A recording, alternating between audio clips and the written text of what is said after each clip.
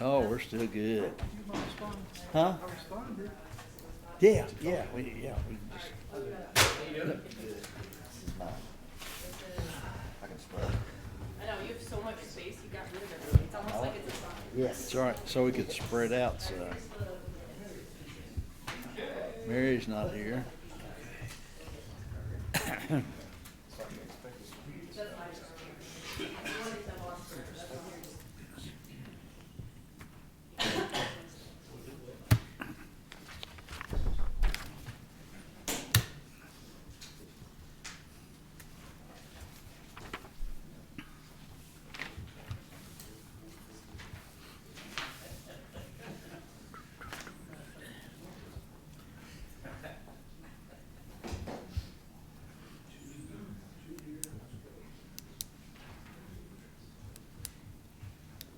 How you do? You've always got gum. Do you have gum tonight? Still got the dust in my mouth. Hey today. Thank you. Yeah. We're working on some bales that were here during the hurricane, so they got some of that dust on the outside of them, you know. We're going and knock all that off, blow it off with a blower. Not the kind of stuff you want to be. I'll probably pay for it tonight. With the mask on. Oh, yeah. Well, and we're looking around outside, so it seems like the wind will always change. I had a guy down the street when I was in Sadieville that did that. He had a cow. He named it Tips. We're gonna need to do this. Come to didn't say tits. Yeah, exactly.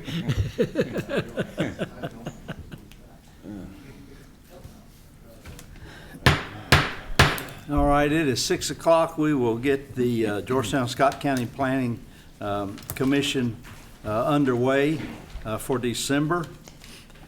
First item of business is approval of the November invoices. Hopefully you've looked those over, and I'll take a motion and a second. I'll make a motion. We approve the expenses. I'll second that, Charlie. All right. I have a motion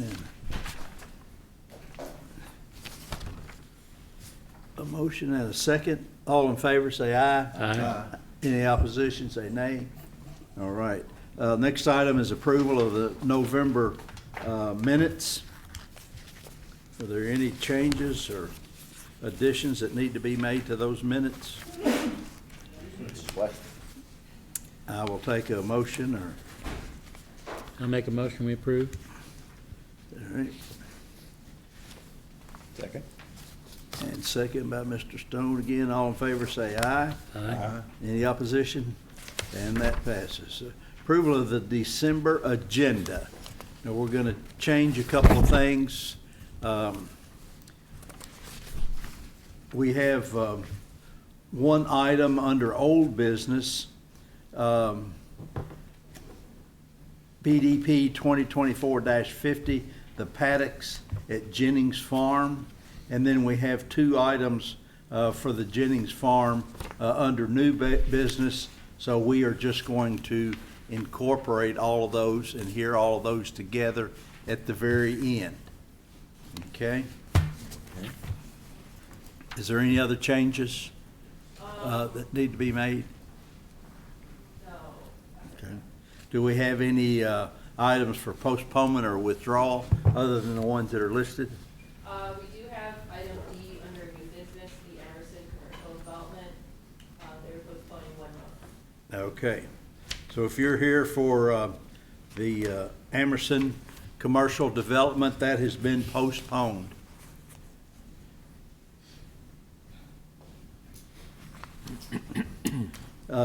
Any items eligible for consent? Yes, we have items A, B, and C under new business. A, B, and C under new business are eligible for consent. All right. Now that we've got the, Didn't take a motion, though, on approving the agenda. oh, okay, I'm sorry. I need a motion to approve the consent agenda No. and the December regular agenda, I'm yeah. sorry. I'll make that motion. All right. I have a motion, and Second. Brad Green makes a second. All in favor of the approval of the December agenda, say aye. Aye. Any opposition? All right. Mr. Perkins, you want to swear everyone in? Everyone who signed in to speak, or if you're not signed in but you're planning or may want to speak, if you could please stand and raise your right hand. Do you swear or affirm the statement you're to make tonight to be the truth to the best of your information and belief? Thank you. Okay, thank you.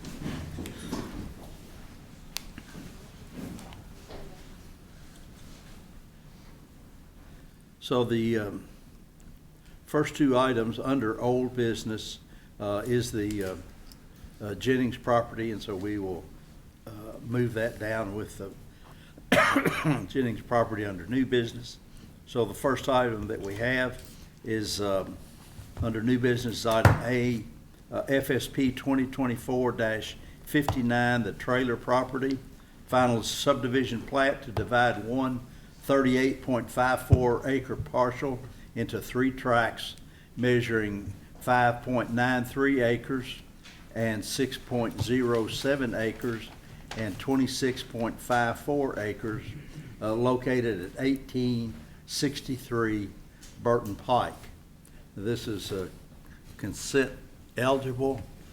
We have already heard the details about this at our work session on Monday. And is there anyone here that is opposed to that or would like to hear it?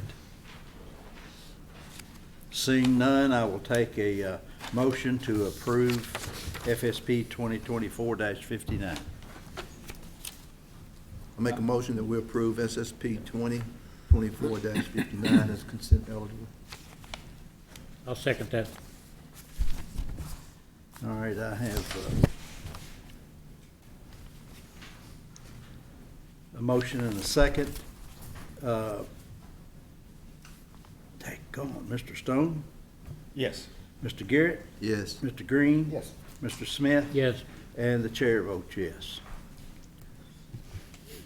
All right, if we have a representative from that property come up, see Mr. Perkins.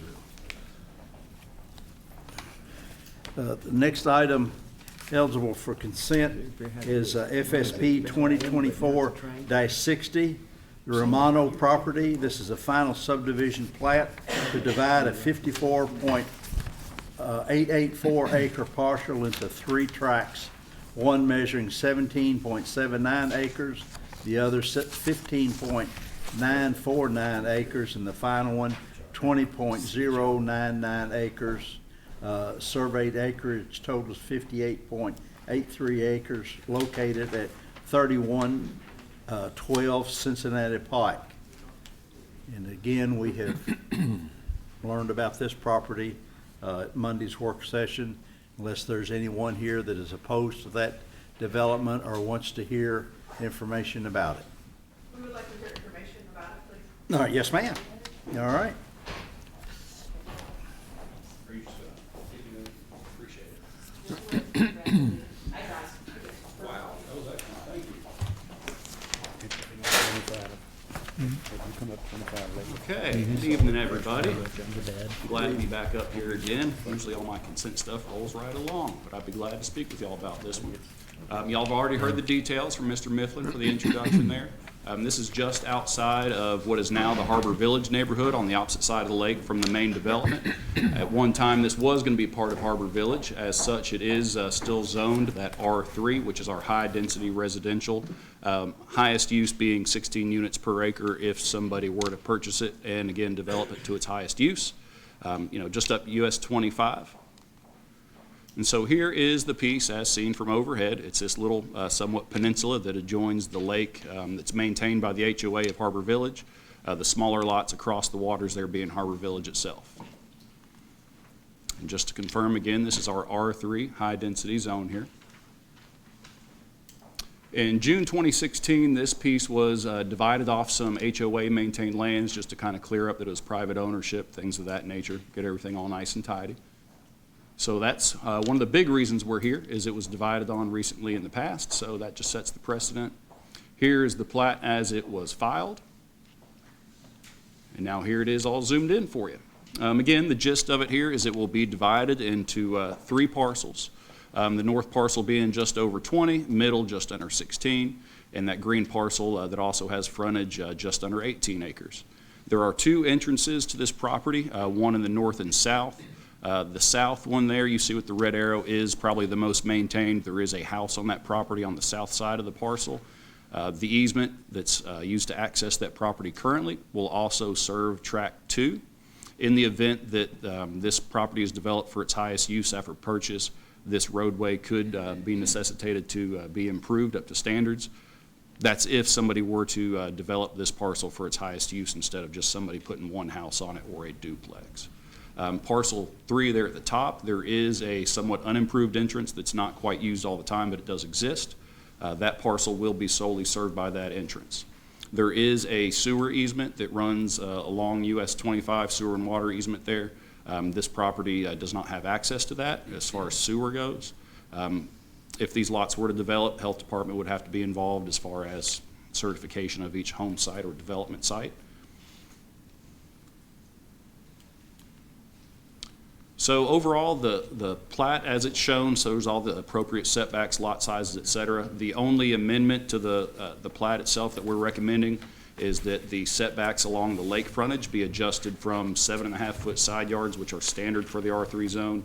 We'd like to see those go ahead and be increased and standardized along the lake frontage to 25 feet. In the event that this parcel was developed for R3 purpose, those would convert to 25-foot side yards anyway. So we figured let's go ahead and give us some nice buffer off the lake, make everything consistent as it runs along, and kind of get ahead of the highest and best use there. Now again, if somebody were to choose to develop any of these parcels to their highest potential, that's beyond anything behind a single-family home or a duplex, they would have to come in to us for review, essentially a development plan to make sure they had all the proper access and infrastructure to serve a medium or high-density development. 16 units per acre is the most it could be, but a developer does not have to go that high. Again, but anything more essentially than a duplex on any given parcel would necessitate internal review for development standards. US 25 is under KYTC district jurisdiction. If the entrances were to be improved, altered, or new ones put on, the state of Kentucky would have jurisdiction and approval of those. As of right now, the state does not have to get involved in the entrances as they exist.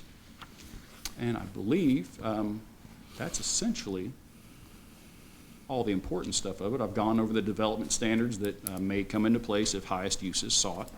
But as of right now, it's just looked to be 3 separate parcels, still maintaining the R3 designation. Everything else checks the boxes. So as such, we are, again, recommending approval of this project. The first 4 conditions of approval you see here are standard conditions. The plat is good for 2 years to be recorded and filed and acted upon. If 2 years were to go by and this weren't, certified and recorded, they'd have to come back to us.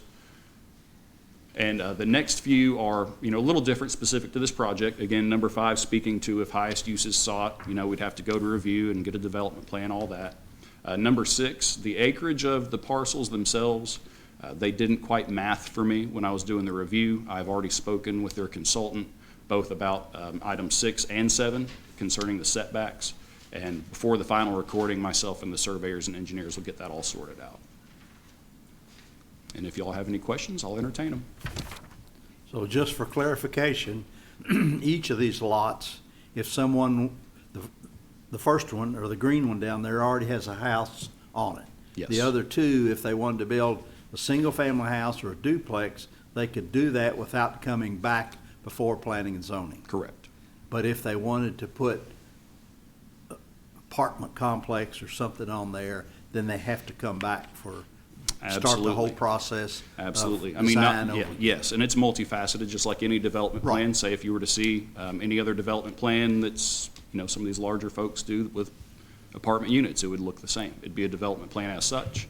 There'd be parking standards, access standards, infrastructure standards, required landscaping and screening to, separate them from adjoining properties that potentially have not developed or would not seek highest use.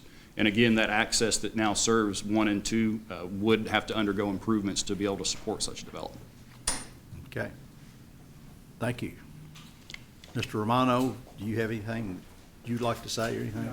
let me, if you could come up here, please. I need to ask you one question.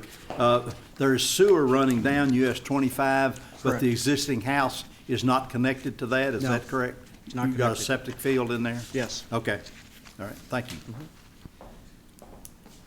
Did that answer your all's question? Not completely. Okay, we'll come up here and state your name, and we'll try to get them answered. That's what we're here for. My name's Amanda Bailey, and I'm the president of the HOA for the Harbor Village subdivision. And I thank you, Scott and Tina, for inviting us for tonight.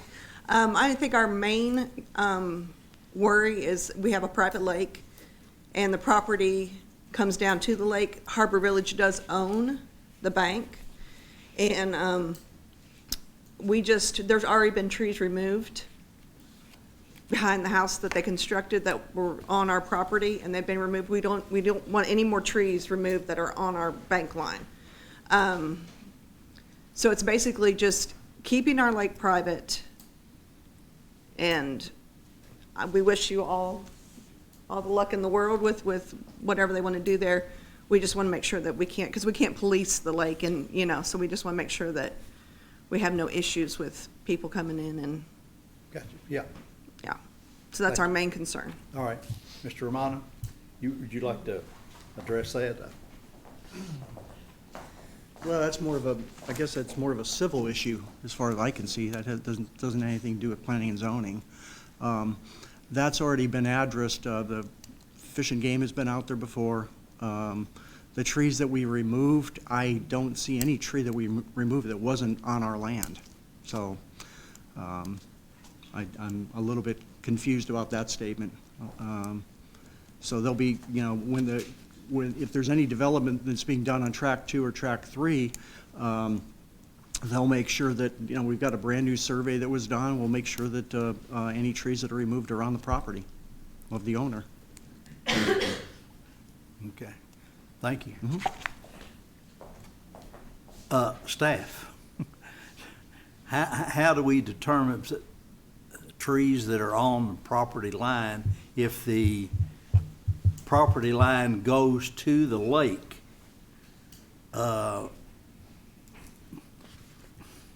If a tree's not partially in the lake and on that property line, if it's back, how do we determine what the property line is or where the tree line is? I understand concerns from both of them. We don't. We don't? We don't. Okay, No. I mean, obviously, anything we approve, they got to have proper setbacks and all, but as far as who owns what trees, that's not us. okay, The only time that becomes something of ours is if there is a tree preservation area, then yes, that's up to us to enforce if people start violating that. But between private owners, we have no authority whatsoever. thank you much. Does that answer your question, Ms. Bailey? Thank you. All right, Mr. Romano, you good there? All right, we've heard a presentation from the staff and comments. Are there any other questions from the commission? All right, if hearing none, I will take a motion and a second for approval or whatever your plan may be. I make a motion that we approve FSP 2024-60 as consent eligible. All right, I'll second that. I have a motion and a second. Mr. Smith? Oh, yes. Mr. Green? Yeah. Mr. Garrett? Yes. Mr. Stone? Yes. And the chair votes yes. Wake up down there. All right. I'm not used to going first. All right, next item is item C, PDP 2024-62 Bluegrass Storage. This is a preliminary development plan for 2 RV storage buildings totaling 29,250 square feet with 508,000 square feet storage associated with VUA parking and parking located at 3036 Paris Pike. This too is consent eligible. Is there anyone that is opposed to this or has questions about it?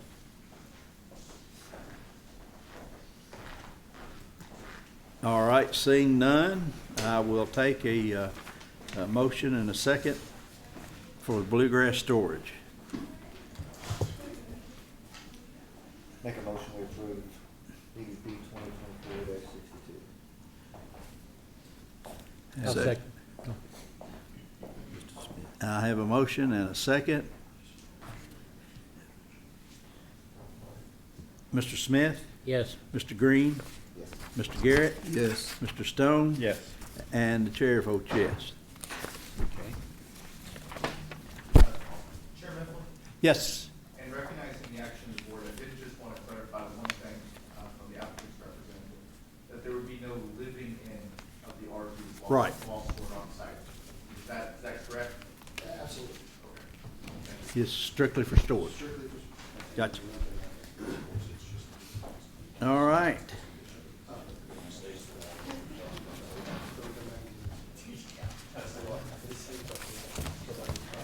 All right, the next item is going back to the original agenda.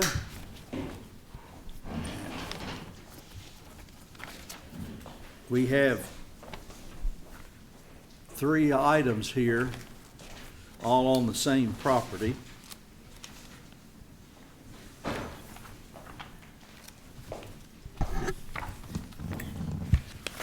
And this first one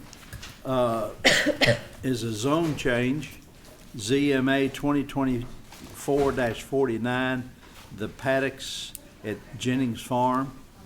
It's a zoning map amendment for 216.51 acres from A1 agriculture to B5 PUD, general commercial, and C1 conservation, and R1C PUD single family residential, and R3 PUD high density residential located at 1376, 1378, 1402, 1426, and 1530 Paynes Depot Road. And this, because it's a zone change, is a public hearing, and I am opening the public hearing at this time. Thank you. So as you have stated, this is the application for the Jennings Farm at the corner of McClellan Circle and Paynes Depot Road. Just an item of note before we get really rocking and rolling on this one. The staff report and the presentation are not going to match in acreages. After the conversation at workshop with one of the individuals that was going to potentially be rezoned, they requested that they be removed from the request at this time, subject to a potential later date that they would want to rezone or whatever they wanted to do with the property. So the staff report, again, is not going to have the most accurate numbers, but the same general vibe is going to be there. Do we need to identify those parcels or not? I will in a moment. Okay. So, Good enough. yeah. So as you stated, this is a PUD for the development. They're looking to do some multi-use areas with some single-family, higher density residential development, and a commercial park B5 zone area, as well as the C1 conservation with some passive recreation options. This is the property here. So previously, and let me actually grab the.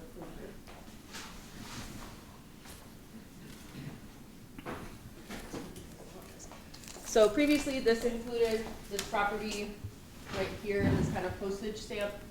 This is the area that was ultimately removed after the conversations with the property owner after workshop. So unfortunately, I couldn't reflect that change at workshop itself, but this is still a 200 and some acre area of town that is looking for rezoning. When we are reviewing zone changes, we refer to KRS 100.213, which lists the findings required prior to considering the zone, or prior to adopting or recommending in favor of zone change to a legislative body. Before a map amendment is granted, the Planning Commission must find that the map amendment is in agreement with the adopted comp plan, or in the absence of such finding that one or more of the following apply, and that such finding be recorded in minutes and records in Planning Commission and legislative body. Item A is that the existing zone classification to the given to the property is inappropriate, and there's a more appropriate alternative that they're now seeking. Or item B, that there have been major changes of an economic, social, or physical nature within the area that were not anticipated at the time of the comp plan, and which have substantially altered the character of the area that it is within. So this is our adopted comprehensive plan map for the area with our future land use designations and colors. The light yellow color is our low-density residential. The orange color is our medium-density residential, or our mixed density, medium density. The red or pink coloring is our commercial designation, and then the green is greenbelt, and the blue is a quasi-public use. So with this in mind and everything like that, this is kind of their proposed coloring distribution when you look at everything. So the red areas relatively match up with the red areas. The darker orange areas kind of reflect appropriately. The less dark, or the yellow areas kind of reflect the yellow, and the areas required for greenbelt rezoning are also being rezoned. So staff does find that it meets and kind of it follows the recommended future land use designation for the zone, or for the area. This would allow for a mix of options for that would really meet this expectation for it with that low density, medium density, quasi-public and commercial users. There's the deceleration of intensity of uses as you approach the creek, which is what we kind of are shooting for with our designations, as well as the areas that are outlined in the green belt that was proposed at the 2024 comp plan are being reflected in this plan. Just for general reference, we are working with the city to amend the standing greenbelt ordinance from '92 to reflect the amended version that we've created, or that we were recommended and ultimately has been approved by this planning commission and our legislative bodies. That would kind of make it a more consistent boundary, a little bit more usable. So ultimately, staff finds that it meets the findings requirement of KRS 100.213 item 1, that it is in line with the comprehensive plan.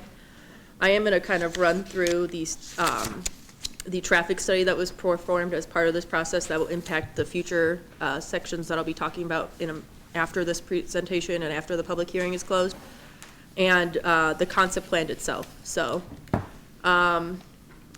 this is our general concept plan, just for everyone's general reference. I've included the 11x17 with you guys up at the front.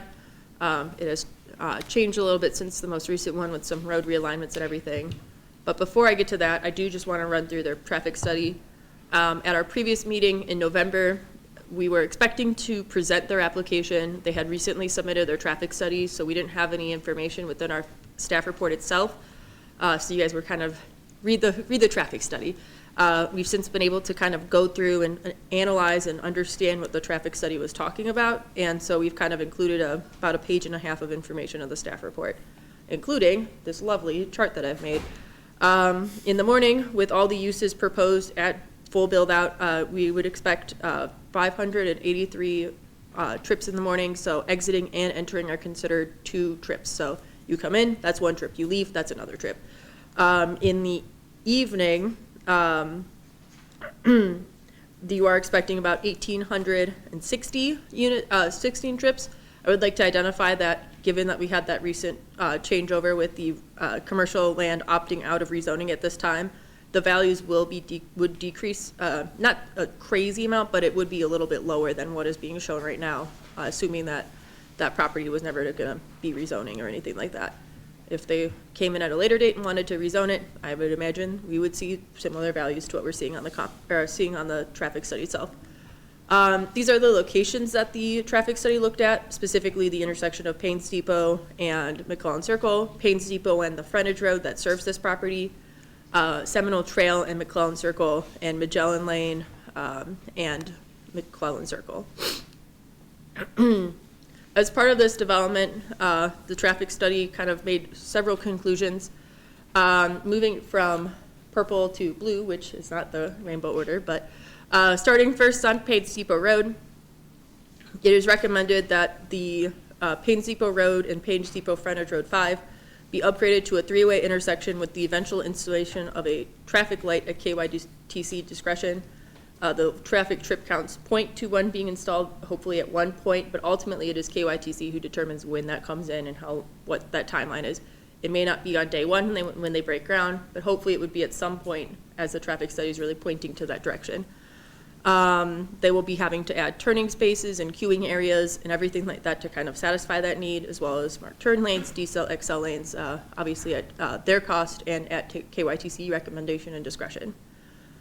Making our right turn onto McClellan Circle or going to the top, we are looking at the green area, which is the Seminole and McClellan Circle intersection. That is an existing curb cut on the McClellan Circle, and they're looking to essentially access that in its entirety with the eventual hopeful installation of another light on McClellan Circle that would serve the neighborhood to the north and then the new proposed development area to the south that we're looking at today.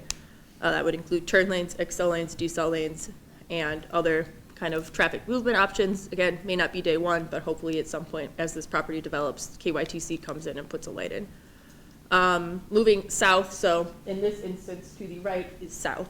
The pink intersection is the, I believe, I would have to triple check if it is an existing approved curb cut, but it, subject to local approval, it may be an entrance location that would be allowing for traffic movement to come in and come out, I believe at a right in, right out movement pattern, but I will defer to their engineer to clarify if I'm wrong. Hopefully I'm not, but you never know.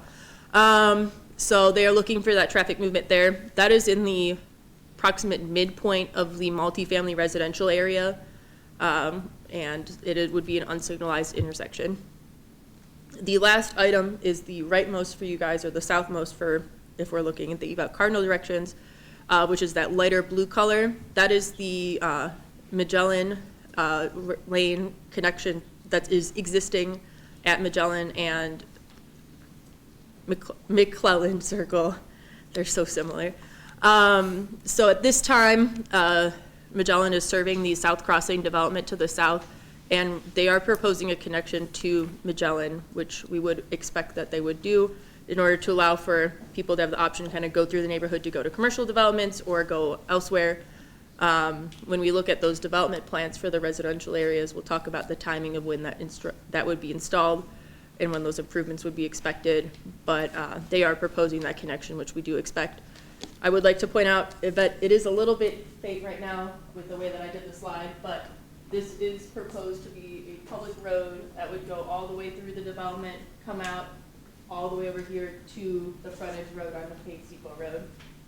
Public roads are proposed as part of the single-family development area. Private are proposed as part of the multifamily development area. I'll talk about those in a little bit. But they are proposing that that be a public connection that would be city-maintained and built to city standards with sidewalks and everything like that. Back to the general concept plan. Again, this is our area here. So we've previously kind of looked at it when it was including that one parcel, but generally speaking, commercial is going to be up along the McClellan Circle area and then filling in this area between the under construction distillery site and then this larger kind of area underneath the overhead utility line. If you look at aerial imagery, you could kind of see it's got a natural kind of boundary that they're going to use as kind of their boundary between commercial and residential uses. Specifically, you can kind of see the little tail end of a kind of drainage route that goes through the community that kind of continues from these open space underneath the road and then pop over to Cane Run. So that's kind of their boundary for commercial and residential areas. Can you show that back one more time? Mm-hmm. Yep, so there is a kind of open space series through this neighborhood here. Water would go underneath the creek and then it would follow this kind of existing contour line all the way towards Cane Run. And then there are other drainage routes through South Crossing that they will also be rezoning to conservation. So that is how that is going. Moving onwards. When we're at and closer to South Crossing, we're looking at multi-family development along the road frontage with a large lot single-family development behind it. There is an existing, obviously South Crossing is right here, and there's an existing C1 pocket that was in line with the previous comp plan's recommendation for the Greenbelt, which is the 820 contour. They would be essentially connecting that point through the single-family area to the Cane Run Creek. That is a much more notable drainage route to that area. We are recommending that they not be developing in that and that it be rezoned to C1, and they've been pretty amenable to that. As you go along the creek here, this area, as is recommended by the comprehensive plan, is being proposed to be rezoned C1 conservation. They propose for some of their developments that they use the C1 conservation area as their open space. They're interested in adding some walking trails and other amenities to that area, thus making it more usable, and that to such a point that it could be potentially credited for their open space requirement. And then there is a strip of land kind of in the middle along a driveway, 250 feet wide, would you say? 250 feet wide to connect to the existing home site here. That would be proposed to be rezoned A1. Staff does recommend that, we understand that it is A1 right now, but we recommend that any area that is being considered for rezoning be C1 if it's shown as C1 in the greenbelt. And a portion of this property is in the C1 area, so we recommend that it just for continuity's sake, that it follows the natural boundary and not actually the proposed property boundaries. This would not impact the uses that could occur on this property. C1 properties can be farmed, they can be lived on at agricultural densities. It's just meant to be a protective thing, so that should something happen, it still is continuously held in that C1 and green space designation. So that is our one thing that we would just recommend they change. All in all, staff does recommend in favor, or finds that the application for rezoning at the Jennings Farm satisfies the findings requirements set forth by KRS 100.213 Part 1, and recommends the approval of the zone change request from A1 to B5C1, R1C, and R3, all of which are PUDs. Subject to 7 conditions of approval. I would like to note that it is one more condition of approval from what is shown on the staff report, which is why all of you guys have copies of the conditions of approval that the applicant, if it is ultimately approved, would be signing. The first conditions are pretty much the same, but the main thing is the addition of condition number 4 and the subsequent renumbering of the conditions following. Just saying that the total site development should have a minimum of a 10% area designated for usable open space. Usable in this instance would be like passive recreation and other amenities. If they seem to, I believe that the rezoning of the C1 is more than 10%, but we just want to ensure that that is continuously in mind, that this is meant to have usable open space throughout this whole development, and connections should be made to it. And it felt appropriate from a staff perspective to make sure that that is constantly mentioned, that this should have usable open space components. Moving to the ones that are pre-existing on the staff report, the off-site road improvements, water improvements, utility improvements will be required. They will need to return to the Planning Commission with preliminary development plans, preliminary subdivision plats, and condition 7 is a big one. Pretty much saying that the approval of the zone change includes the approval of the concept plan shown. If there's any deviations, we'll need to review those on a planning commission level if it's deemed to be significant. Additionally, we will want to see a preliminary development plan for a concept plan for the commercial areas that are being proposed, just so we can understand the flow patterns to make sure that the development is consistent, and that would follow hopefully the majority of the concept plan. It also includes a condition of approval or a portion of the condition of approval from the Limestone Farms distillery rezoning, which states that if the applicant does not progress properly within 3 years of the approval of PDPs, that the preliminary development plans and everything, that's a little bit weird language.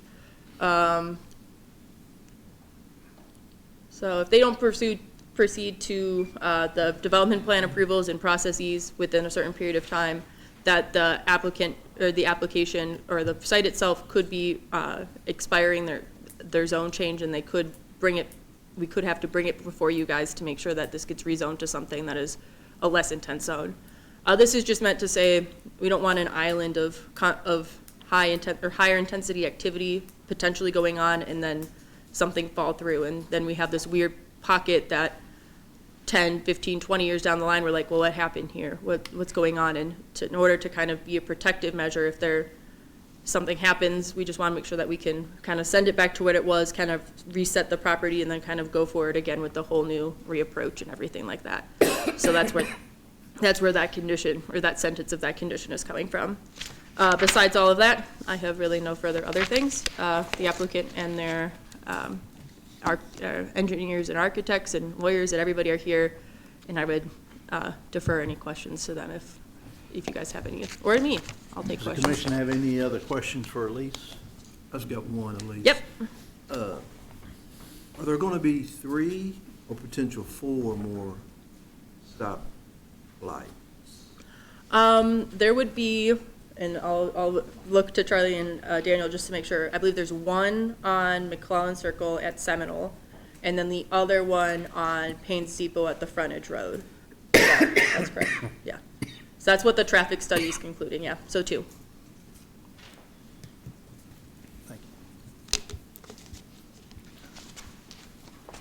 So, item 4 on the conditions of approval, the total site development shall have a minimum of 10% of usable open space. So this won't be developed all at the same time anyway, so just because one portion of it doesn't have any open space, that would be used, I mean, that would be incorporated at some point in time, not necessarily in each phase. Yeah, it would just be to have that larger parcelage of open space be available and connections be made, and then if that's done, then we would say that having individual sight lines is not as necessary because they have connection to that larger location, that C1 acreage that they have on the south side. Okay. And then the road that goes, you want to pull that map back up again? Whoop. The road that goes all the way through there, I mean, that's going to be a major thoroughfare through there. Would that be required to be bigger than just a regular subdivision street? They would be expected to meet the commercial and residential standards. So commercial, I believe, and I'll have to defer anything to Ben for my judgment, but they would be brought up to those standards, which would be a little bit wider than typical Bradford Place width roads, Right. I would assume. Okay. All right.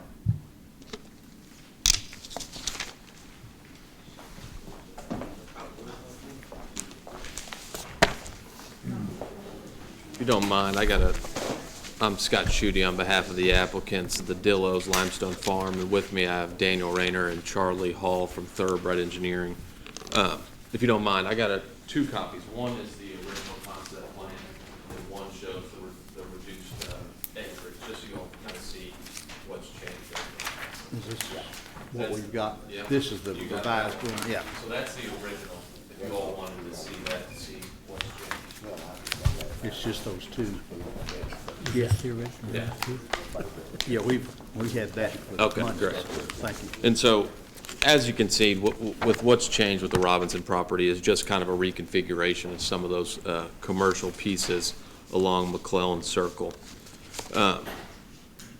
As I said, this project has taken considerable time to put together. It's been on your agenda, I think, 2 months in a row with continuances to really kind of sharpen the needle on this and get it to a point where we thought it was appropriate to bring to you all for presentation.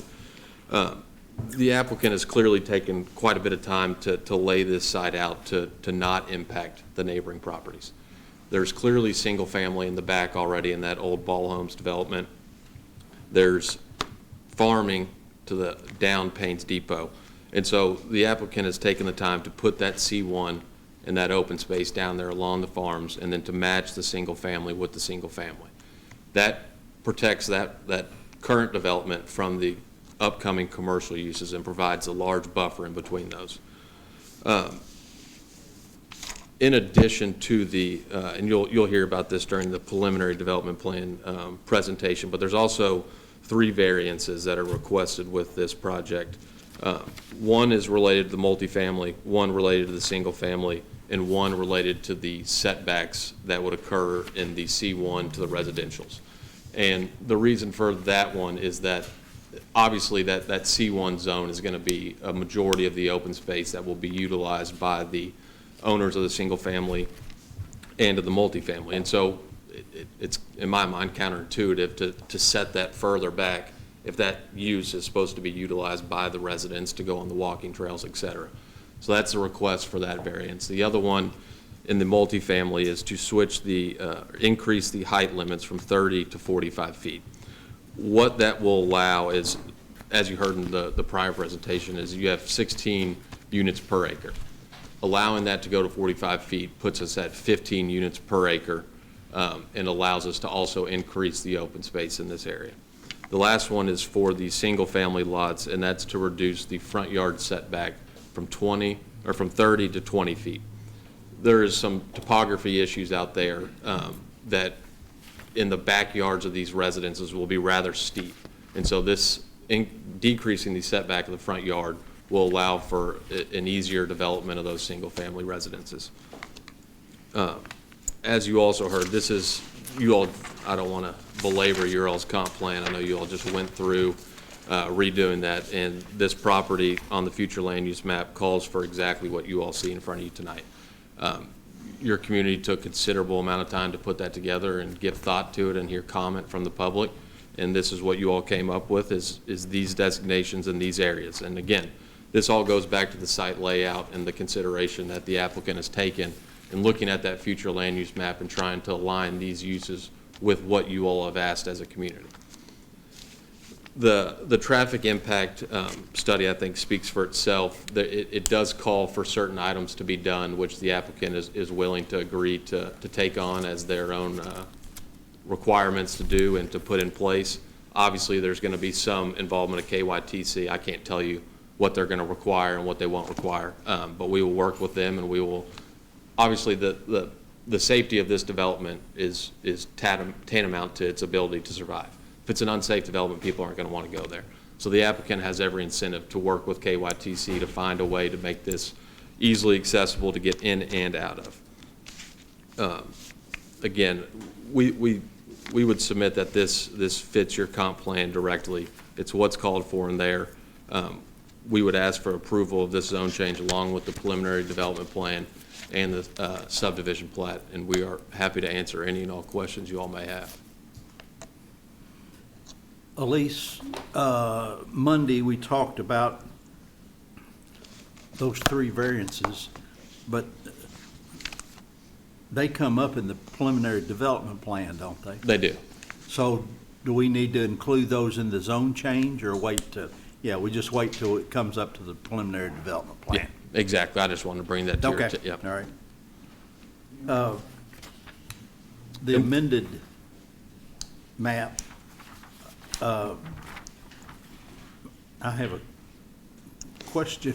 The entrance on Paynes Depot is right where the Correct. property of the people that have withdrawn it at this time. How's that going to affect that? It won't at all. If you can see, it's tough to see on the screen, but the road will come in and it'll go around the Robinson property and work its way back. Okay.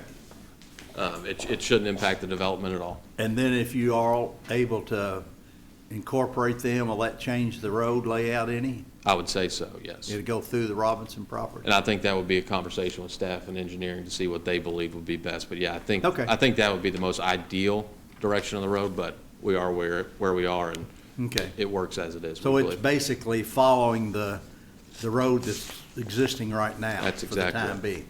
Yep. Okay. And one other point I'd like to add, while this does seem like quite a bit of acreage, it is roughly about 120 acres between the B5, R3, and R1C. And we have roughly 60 acres of C1 and ag zone out there. So while it seems like a lot, I think there's quite a bit of buffer in these areas and on this development. And one other piece about the existing A1, we're happy to take that to the C1 as well at staff's recommendation. All right. Thank you, Scott. Appreciate it. Thank you all. We have any questions from the audience? Questions or comments? Yes, ma'am. Please come up and state your... Y'all here all night. My name is Caroline Greathouse. I am an owner of Edgehill Farm, 4th generation. My daughter Kate is 5th, and she may come join me. I'll do my best not to get emotional about this. Where is this entrance coming off Paynes Depot? Is that directly across from Green's property, or is it far from Edgehill? It's right where it is right now. The existing entrance. So, across from my property. Okay, that answers that question first. So, we are an ag farm.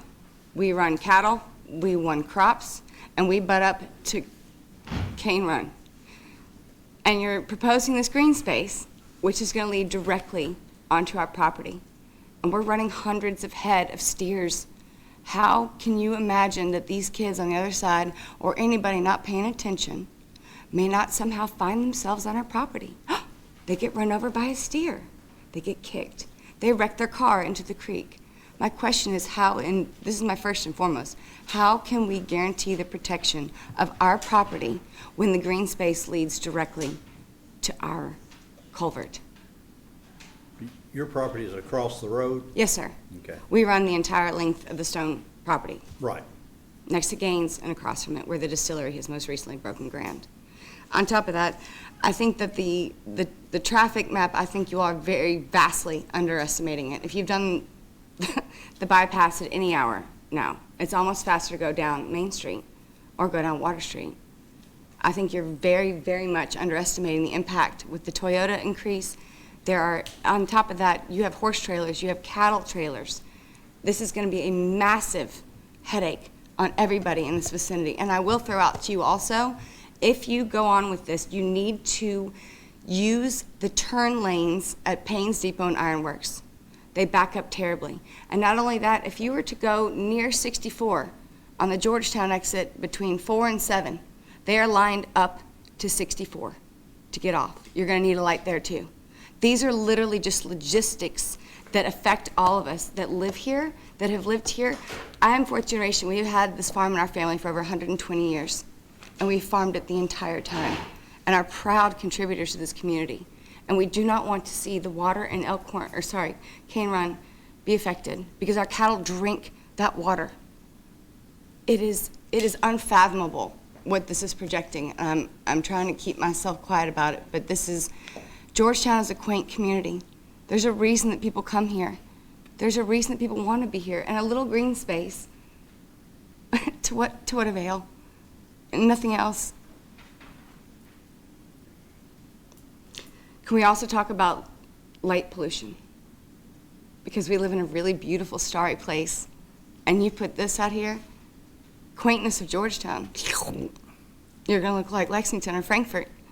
And we can sit on our farm in Scott County and see all the cities based on light. What is this gonna do? For all these people that have spent this money to come here and be at peace, there's a city growing around them. And I know that's just development and progress, but at the sake of what?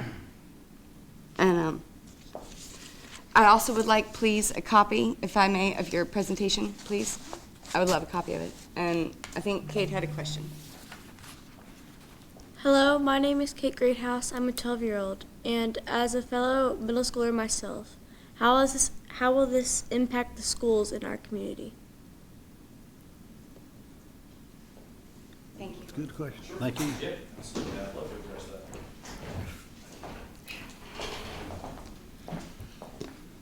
that. First off, thank you all, and especially you, young lady. So, not only as a member of the community, member of current staff and on that side as well, and I'm sure y'all also know I was a longtime schools employee too. And I hope it reassures you all to know that we did meet this morning actually with both the superintendent and assistant superintendent, who is also head of facilities for the schools. And they had reached out to us in recent weeks just because, they kind of heard murmurings of this development, other development, what have you. And we sat down with them this morning with essentially all current or potentially active development plans that are kind of going to go on in this corridor. As all of y'all know that live here and whatnot, there's not much in the way of schools, with the exception of on the opposite side of 460, Western Elementary and, the newer campuses and such. And so, yes, there is a need for schools in this corridor, and we are working with the school system to help identify suitable properties that line with our comprehensive plan, maybe potentially play matchmaker between them and property owners or developers. But at the end of the day, it's ultimately going to be up to the school system, to make their decision. But yes, we are very aware, been on all sides of it. We are very aware that there's a need, and we're hoping to help address that. Thank you, Red.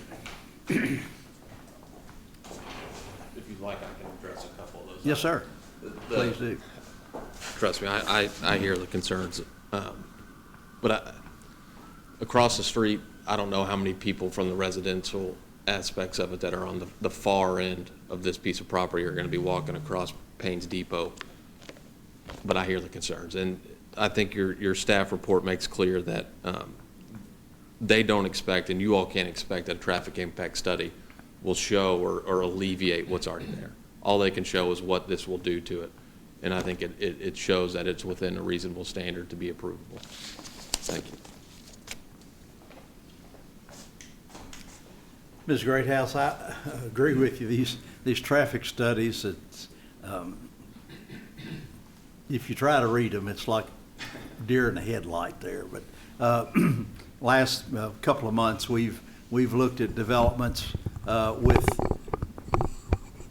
that will include major retail stores in there, and they've done traffic impact numbers, and you're right, they're just way, I feel like they're way underestimated. Instead of looking at the traffic that's on 460 and the bypass for a new grocery store, they need to go up to Kroger or Walmart and check those numbers instead of what's existing there now. But that's all the state requires them to do, and so they have done what they need to do. And you're right, and additional stoplights may be needed, and or traffic lights, I guess would be the proper name, not stoplights there. And again, the state, will come in there, but they've got their minds set up of where they preliminarily wish them to be, and there may be more also. And that will be the private developer's cost to put that in. Yes, yeah. And would that be an ever-changing development as they see that if it gets worse and worse, they will be willing to put in additional ones? Absolutely, yeah, I mean, yeah. Okay. Thank you. We're not, nobody's here to create more traffic issues. For the, just to reference very briefly, the two areas that she mentioned at Ironworks and at, I believe Ironworks, yes? 64, thank you. Those locations, I mean, that's at state's discretion right now, so if we need to make a light there, which I've seen that traffic, it's pretty notable. But it ultimately is up to the state to come in and do that. We can work with our local magistrates and district and local legislative bodies and reach out to the state directly to try to appeal to them. But I mean, I'm not familiar with any new light plans, but that doesn't mean that they're working on one and we just don't know yet. Right. So, but that's far enough from this development that unfortunately it's not being considered as part of this development. We really only look at direct off-site impacts for traffic studies and everything, as you kind of alluded to with not really showing the whole picture, Charlie, at times. Right. But the light determination will be ultimately up to the state for off-site improvements. So hopefully it's identified soon, because we definitely do hear about concerns about those locations for lights and things. But at this time, I'm not familiar with any new projects on the Payne's Depot corridor south of here. Okay, and south of Cane Road. I will say the applicant wants the lights. That's beneficial to their development to have the lights. It's easier access, it's easier control. So we will be working with the state to get as many as we can. And I'd like to ask a question that really needs to be done in a few minutes in the development phase of it, but just kind of to ease some of the questions about when everything's going to take place. What kind of time frame are we talking about to get started and to final build out? 5 years, 10 years, 2 years? That's the magic question, I think, for every developer. I think they'd say as soon as they can. Starting as soon as you can. Yeah. Well, we'll start as soon as we can, but if you've looked at the distillery, we've become professional dirt movers from one side to the other. Yeah. Right, so it's not like it's gonna be overnight. What we'll start first is probably either the residential or the multifamily. It'll be on that side before it ever enters over. I won't say if somebody comes in and says, hey, we wanna put this here, that we won't work with them, right? So it's gonna be, as far as who comes to us for this development, we want to be very respectful to the people around us, but you can tell it's going to be over the next 3 to 5 years. So we're not talking about tomorrow, trust me. Right. Number one, our pocketbooks won't allow us to do this tomorrow, right? This is about a $200 million build out for the city of Georgetown. So It's not cheap by any means, and I'll be very frank with you, there's only 3 of us that are in this project, right? So this is my personal money. My father-in-law is part of that, who's sitting right behind me, and then another gentleman by the name of Bobby Sturgeon. That's it. And by the way, we all live here. Okay, so we have kids in the school system that's here, and our farms as well, as Dudley's has been in his family since I believe the late 1800s, if not early 1900s. Same way with the one we live on now. So I get it, I do understand, I respect that. What I would say is, I think you would rather us build it than somebody from California, New York, or somebody like that. So we will respect the properties. And one more question about that. So you say it'll be like kind of developmental. What about the runoff? That, You said you're moving dirt to that side. We're watching it. We're watching it come in. the runoff has to be managed. That'll be part of the final So that'll be development. like a major, like, I mean, we'll have major barriers and stuff because that Yeah, definitely. no, and especially, I believe Cane Run, correct me if I'm wrong, is a blue line street. Yeah, they need to know. Yeah, sorry. I was gonna say, I believe Cane Run is a blue line, so there, you can't impact that. We can't, the state will shut us down if that is impacted, so.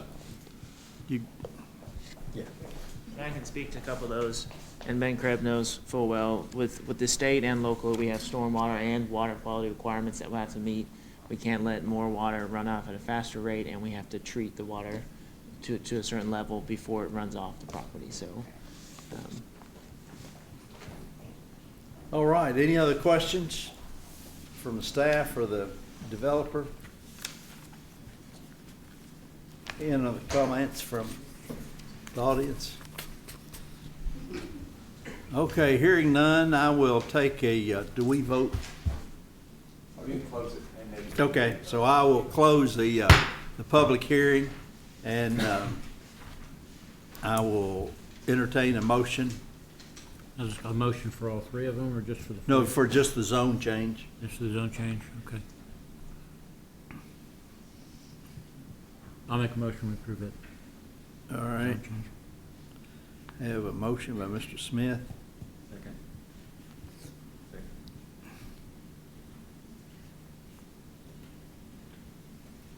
And a second by Mr. Stone. Mr. Stone? Yes.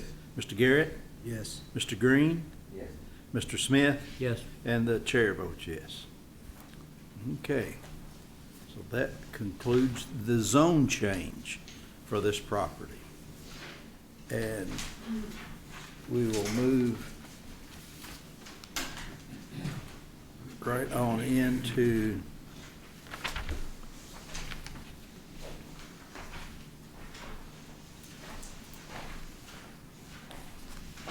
PDP 2024-50, the paddocks at Jennings Farm, a preliminary development plan for 8 36-unit apartment buildings and 6 townhouse buildings, total 318 residential units located at 1538 Paynes Depot Road. Thank you. So this is a 21-acre portion of the Dudley Jennings Farm. So that was all rezoned, and this, which is that 182 acres, and this is the area that if the rezoning occurs and is approved at the legislative body level or the city council level, this would kind of follow afterwards. So it's kind of contingent on that rezoning. As Chairman Mifflin stated, this is a 318-unit apartment and townhome development. And they are requesting 1 variance as part of their request, specifically to the building height, maximum allowed for the zone from 2 stories and 30 feet to 3 stories and 45 feet. This is the larger property here, and then the area that we are talking about is circled in that blue. As you can see, hopefully, it has that frontage onto McClellan Circle and is right up against the South Crossing residential development area. As part of this development, they are requesting to put in their road. I don't believe we would really be in favor or talk about this if they didn't talk about the road, so I'll hit that really briefly. This is the applied for route. Obviously, we have seen some changes, so as opposed to the gray line where it kind of comes up and then it goes back and then it goes forward, after that intersection with the Paynes Depot frontage road, here we are looking at a kind of straightening out, following up this area of state right-of-way making a turn and then following the remaining portion of this route. We will be working with them on turning radiuses and everything like that. Since this is a newer change, we'll be doing an analysis of everything to make sure that it is safe and it has proper turning radii and everything like that. You can kind of see a little sneak peek in this shot here to the residential area, but before I get to it, I do want to identify that location that is kind of central to the property across from, I mean, it's not labeled as Seminole, but it is the location across from Seminole. They are proposing a boulevard-style situation with some islands in the middle, separating both sides of traffic. Turning lanes would be included, and all those types of improvements at their cost to existing roads and proposed roads.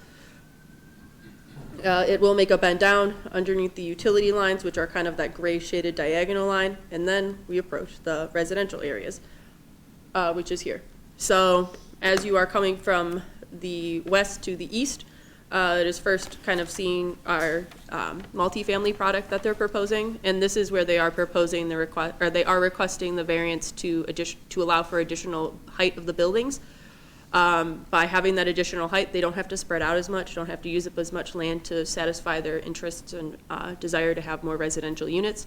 And they are meeting the expected additional horizontal distance from property lines to additional building height. They are set back from the road, kind of in the bottom of the road areas, away from everybody and everything like that. And so they don't have any conflicts with that requirement, and so staff is recommending in favor of that request for their additional height. You can see kind of in the middle, their proposed right in, right out location here, that it's either an existing stub or not, I have to triple check again, but connecting here, going through the neighborhood, or through the multifamily areas, and then connecting to a potential single-family product that we'll be talking about briefly, or in a couple minutes or so. Internal roads are proposed to be private, but this road connecting to Magellan here, all the way through, will be a continuous road to the residential areas and then up to the commercial areas that I just talked about. This road needs to be in before we talk about doing any COs issued for the multifamily building. Putting people on a gravel road and saying, congratulations, welcome to a brand spanking new apartment, and then saying, here's a gravel road to service that, doesn't really align. So we are going to require that the road connections be in infrastructure be in prior to issuance of a certificate of occupancy for the buildings. I do want to kind of talk a little bit more, step back to the product again. They are showing a multifamily area kind of along this portion here, before a kind of slight transition and then some townhome product before getting to the single family product there. So a transition of say density from west to east in this area. As part of this development, they are required to install pedestrian walkways, and as part of their rezoning, which required that open space, pedestrian walkways connections need to be made to the open space that they desire to credit for their open space for this development. So marked pathways, clear signage, that type of thing, which can be discussed at a later date with staff and everybody, need to be made from this multifamily area to safely get from point A to point B to point recreation. So we'll be keeping an eye on them for that. As part of their requirements, as part of their development, they also need parking areas. Parking for multifamily areas is calculated based off of the number of units of a certain bedroom size. 1-bedroom units require 1.5 spaces, 2 to 3 bedroom units require 2.5 parking spaces. They propose, well, at minimum, they are required to provide 432 spaces with, I just lost it there. 432 multifamily spaces and 60 townhome spaces, and they show 570 multifamily spaces and 76 townhome spaces, and for 23 of those spaces to be ADA. For lots with a certain number of parking spaces between 501 and 1,000, it is 2% of their area, so they will need to designate several of their spaces to ADA accessible spaces, which, given that they have over 100 in excess, they would hopefully reasonably able to satisfy without needing any type of consideration. Moving to our requirements for landscaping, non-accessing arterial properties that are double frontage that are facing their non-accessing arterial side, so along McClellan Circle, are required to landscape that side with trees and other features, either fence, wall, hedge, earth mound, et cetera. They can be kind of discussed at a later point, but they are required to do landscaping along that side. Vehicle use areas are also required to be landscaped so that you're not having, when you're sitting, driving on along a road, you're getting kind of side shot with some light. So they will be having to install that along all of their road areas to make sure that we're not causing any dangerous conditions with road vehicle lights, especially those new LEDs. Those things are bright. And vehicle use areas are also required to have interior landscape islands or peninsulas, so they are going to be required for that. As part of their plan, we'll want to see a species-specific landscaping plan to make sure what they choose is acceptable, they credit it appropriately, and they provide enough of it to satisfy our requirements. Tree canopy requirements are also applicable in this instance. With no existing trees proposed to be remaining, 20% of new canopy needs to be planted in this development. All throughout the area of good species, hopefully, and everything like that, and we'll be checking them for compliance with that. Right now, they would at least be required to supply 182,000 square feet of tree canopy.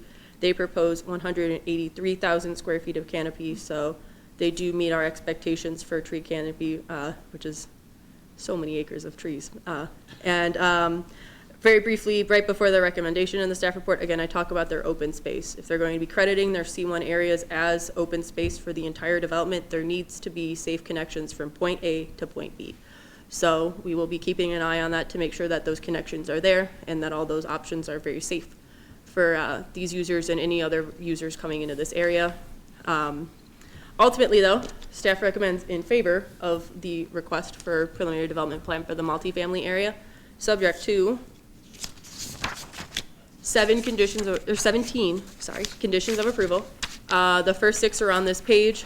They are the same 6 that are in your guys' staff report, the first 6 at least.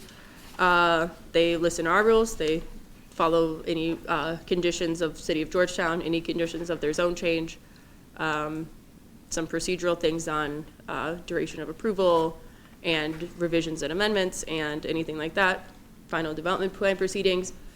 More final development plan proceedings.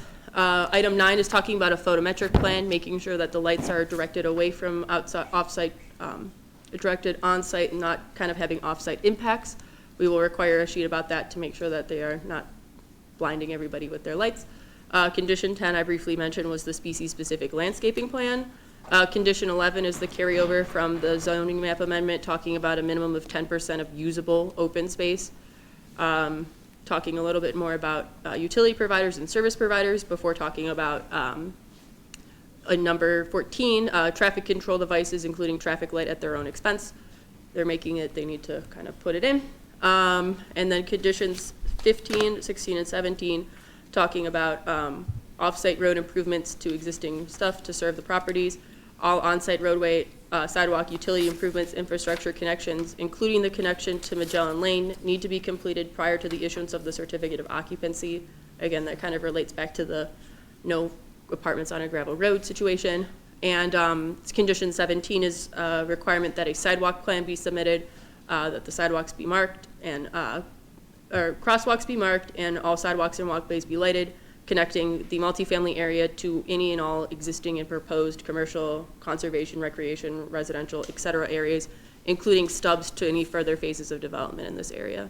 We want that continuous option for people to walk from point A to point B, whether or not they choose to go to the store, they go to see a friend in the single family area, or they go take a nice walk with their dog. We want those options and we want them shown on a sidewalk plan. Besides all of that, that is everything I have. Do you guys have any questions for me? Any commissioners have any questions?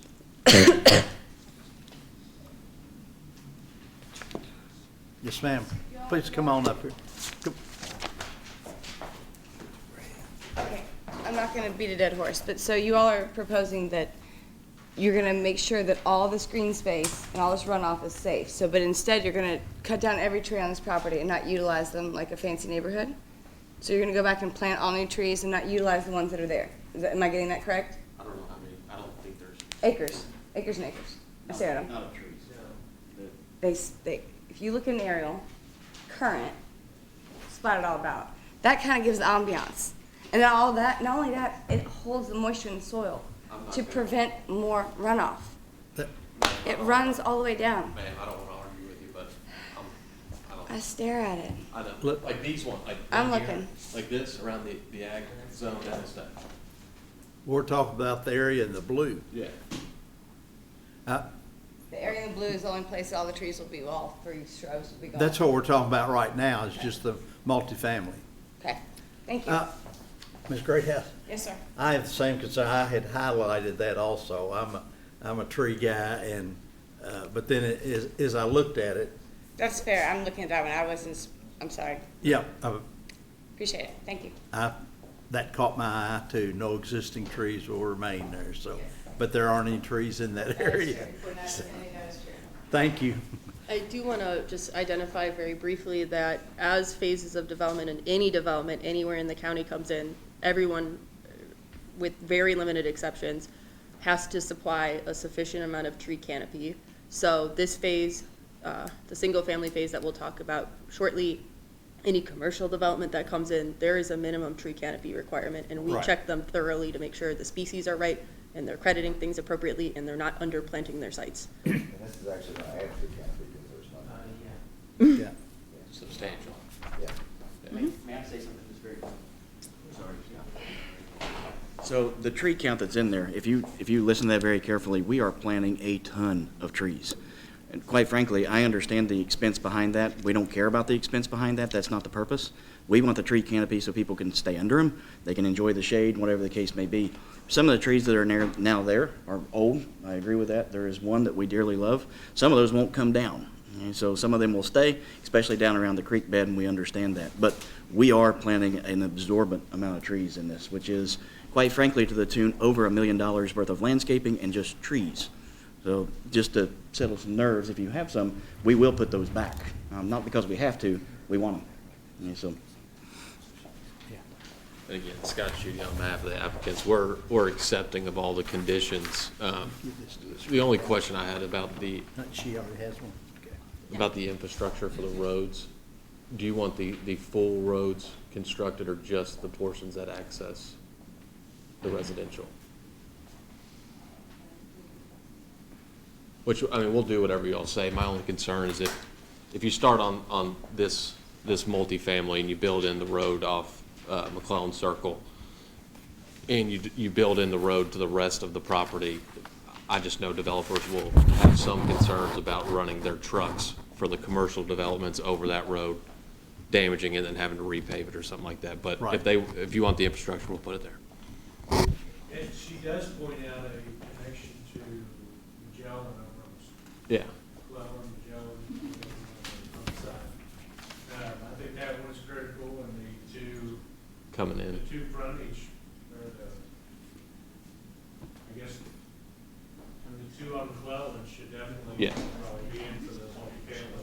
My only, yeah, that's totally fine. I was thinking more of the one that comes all the way back to Payne's Depot. I think a revised traffic study would need to be provided. No, I'm not talking about eliminating it. I'm just saying as the phases come in, if you all want. During construction. Yeah, right. Is what I'm asking is, do you want the full road system built in, or just the portions that are gonna be utilized to access the portions that are being developed at time? Like, yeah, okay, that makes it, like, these areas. So you get the Magellan access and the McClellan Circle. What I'm worried about is if we go ahead and build in the infrastructure for the road that runs to the commercial lots, as those commercial lots get developed, if the road gets torn up by the trucks coming in and out. Again, I would think we would need a revised traffic study to determine what is needed to support the single family and that multifamily development. I don't want to create a bigger issue out of this than it is, because we'll put them all in. Yes, I mean, if we need to. it kind of threw me when the very first announcement about the property in the beginning, so I think that does affect, so we're gonna need to know what is needed to support these two, so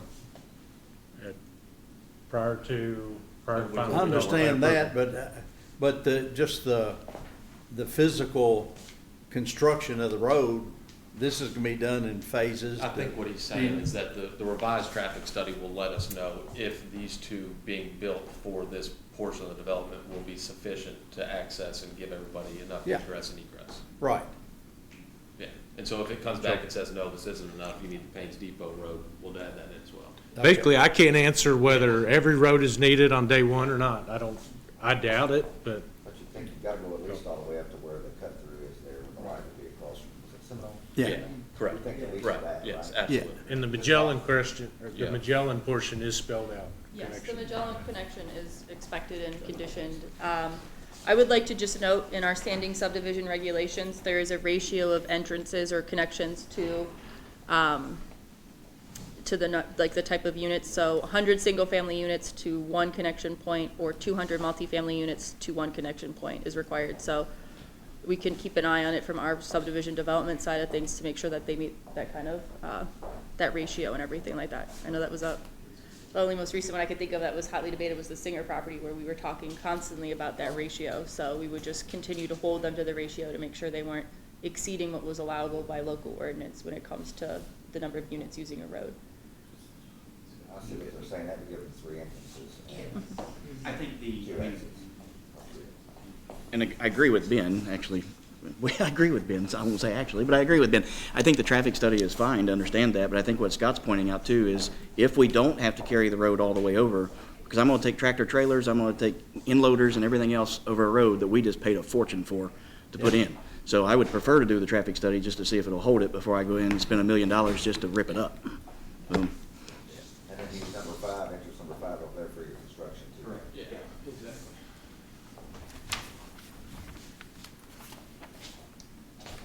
The only thing I wanted to add to just about open space has been talked about. As was noted in the presentation, we can go up to 16 units per acre, only doing 15. So that leaves a lot of extra space, and that's one of the requests for the variances to go just a little bit higher so we can keep more open space already within the development on top of the almost, 60 acres of conservation easement area. So they're already, and the lot, well, we haven't got to the PSP yet, but the PSP lots are larger as well than the minimum size that's required. So those are also already going to be providing some additional open space as the development as a whole. And I just had a couple other pictures to kind of look at the development of what it may look like, some concept pictures. You can see there's a lot of greenery even within there. Yeah.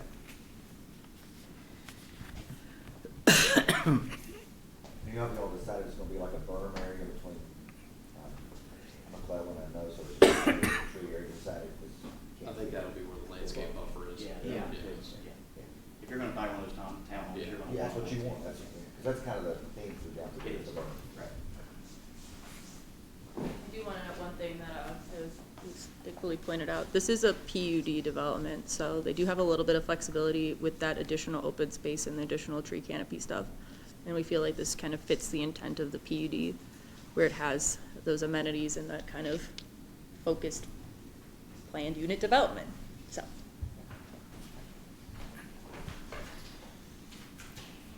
All right. Any other questions?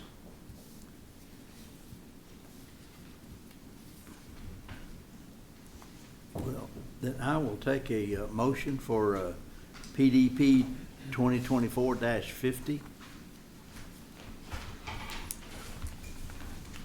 I make a motion that we, accept, 2024-50 as is, with the variances as they are. And, anyway, I'll make a motion that we All right. pass.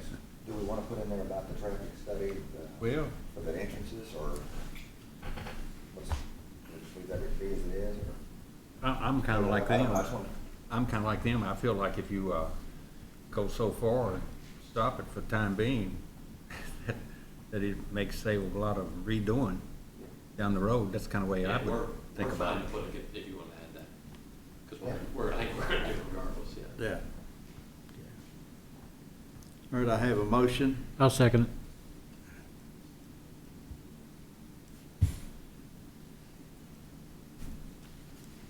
All right, I have a motion and a second. Mr. Stone? Yes. Mr. Garrett? Yes. Mr. Green? Yes. Mr. Smith? Yes. And the chair votes yes for approval.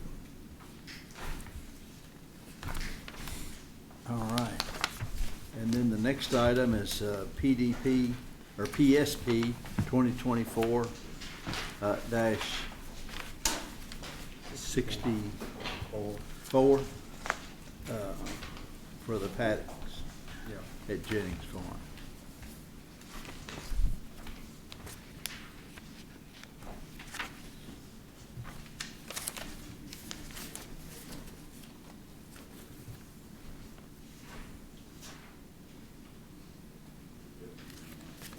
That's PowerPoint work. I do just want to make sure we clarify for the record's sake, so that motion, Mr. Stone, correct me if I'm wrong, included in, I believe, 18th condition, that a traffic study be conducted to determine the entrance locations, if I'm not mistaken. That is what, the intent of what that was, or I don't know, I just want to, for the record's sake, have that. He said he would do it. I don't think it was, no, I don't think it was made as a condition, but I think that they'll willingly do that. Okay, so. Cross all the Ts. Okay, so it is then not a condition of approval, it's just an item that they're going to, they've stated in front of this mic that they're gonna do it. I mean, you can state it on record that we're gonna put it in. Okay. Okay. And I guess the only clarity, it won't be for the location of the entrances, it'll be for the number needed. Okay. Very good. Yeah, it's great for coming back later when we're trying to figure out what's going on. Okay, this is item PSP 2024-64, preliminary subdivision plat for 103 single-family residential lots and construction of some new roads at 1538 Paynes Depot Road. This is the 48.5 acre portion of the existing Jennings Farm measuring 82.5 acres that is proposed to be rezoned R1C PUD. It is part of their plan unit development concept that they're working on. And as I've stated, it is 103 single-family residential lots with a walking trail and some new roads that they're proposing with two variance waivers. The first is a variance to the front yard setback from 30 feet to 20 feet. And the second is the residential to conservation buffer requirement outlined in the Landscape and Land Uses Ordinance Section 6.14. This is our farm here, so we've kind of moved closer to Cane Run. We're no longer having frontage onto McClelland Circle. And then this is between this area and Cane Run itself. And this is the proposal here, so unfortunately north is to the left, everybody. Yeah, yes, to the left. So this is their proposal here. The applicant has applied for the rezoning to the R1C zone, which is our I guess the smallest lot residential zone option, but they are proposing lots between 2.0 or 0.95 acres to 1.5 acres with an average lot size of about 0.39 acres. The proposed density of the development or the developed area is 2.1 units an acre, where the R1C standard would allow for up to 4.4 units an acre. So they're about half of the level that is allowed by the zone. They have, the R1C has a series of dimensional standards pertaining to lot width, setbacks, and lot sizes. And as part of the PUD, they do request a variance to the front yard setback from 30 feet to 20 feet.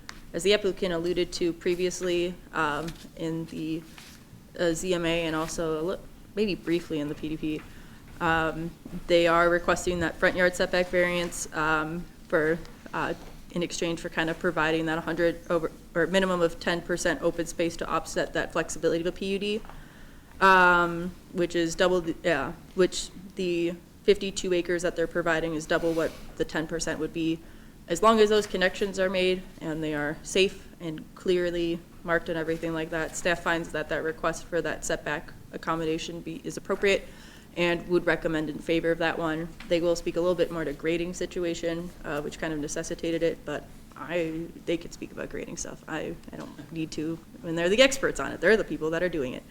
Traffic study was performed as part of the ZMA. We already kind of talked about that one. They talk about, or I talk about briefly that the PDP that we just talked about included that road connection, and then this road would connect at 4 locations off of the proposed road, I guess north is sort of, the north and west is this area, surprisingly. So there's an entrance point here, there's the kind of main boulevard that connects to this proposed right-in, right-out entrance that bisects the multifamily kind of at the midpoint, and then there are two other access points onto this road for the residents to use before connecting to Magellan Lane, which leads to McClellan Circle. So they are using those entrance points, and they are proposing that all these roads are built to public road standards with the intent, at least at this time, to adopt them then into the city system. As part of that, they don't have to maintain them as much. They go under the city system if they ultimately make it past the break point and everything, and nothing bad happens to the roads. There is an existing connection to the GMWSS pump station on the property. You can kind of see they have an existing route if you look at aerial imagery, but they're proposing this kind of access easement to go back in this area, I believe, and then follow the roads to lead to this pump station here. I believe they are doing some pump station improvements as part of that, but I'll defer that comment to them to confirm whether or not I'm right. I hope I am, but you never know.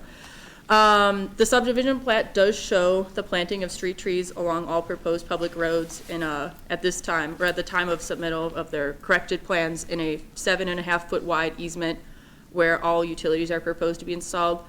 After a conversation with them, they would like to have the street trees. We think street trees are great, but putting them on top of a 7.5 foot wide area with all of the utilities is rather clustered, and it can be really challenging. Utility companies prefer that they don't have trees on top of their lines so that they can service everything and they don't interrupt mature tree growth, tear everybody out.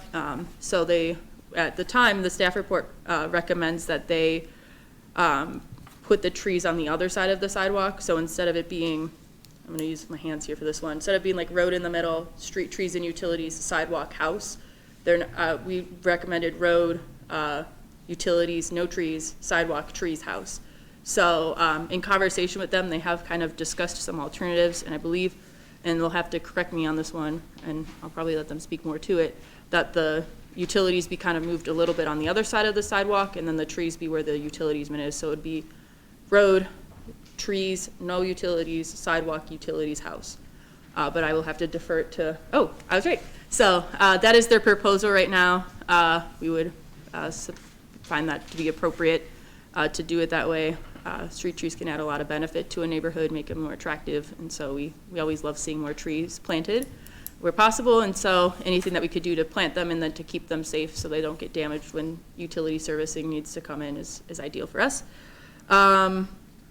They are proposing pedestrian walkways provided on all sides of the proposed lots and everything like that. They should be through the neighborhood to connecting to existing neighborhoods to the south, the proposed areas to the north, sort of, with the multifamily area, and then to the commercial areas as well. I will talk a little bit about their greenway in a little bit, but I would like to get through a couple other things. Single-family residential developments are required to provide a specific amount of off-street parking per the size of unit that they end up installing. The exact number of bedroom units is not available at this time, so we weren't able to calculate compliance, but the road section that they show as part of their PSP does not allow street parking on either side, so it would be intended that all parking be off-street in this instance. If they were to discuss and say, we'd like it on one side, we'll just review it for compliance, and they may have the option to do some on-street parking. But regardless, they have to have a minimum of off-street parking provided, which with the size that they have in the area that they're using would be, I preliminarily would not believe that they would not have an issue with that one, but obviously that's up for them to figure out. Moving to buffering requests, this comes up to our second waiver that they're requesting. In 2023, an ordinance was passed pertaining to agricultural to urban use buffering, specifically the C1 and the A1 zoning districts and the residential districts that they adjoin, or commercial or everything. In this instance, the commercial agricultural boundary is along this portion up here, which would technically be the west property line, and then along the Cane Run Creek area, and then up in this area, kind of following up here, coming back down, going around this cul-de-sac, and then filling in this gap right here. So there would be this weird kind of gap situation and everything.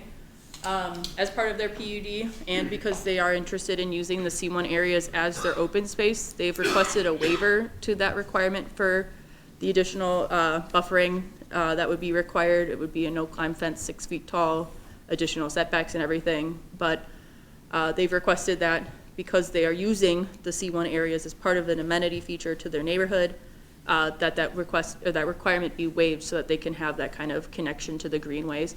And ultimately, staff does recommend in favor of granting that waiver request. I would like to just point very briefly now.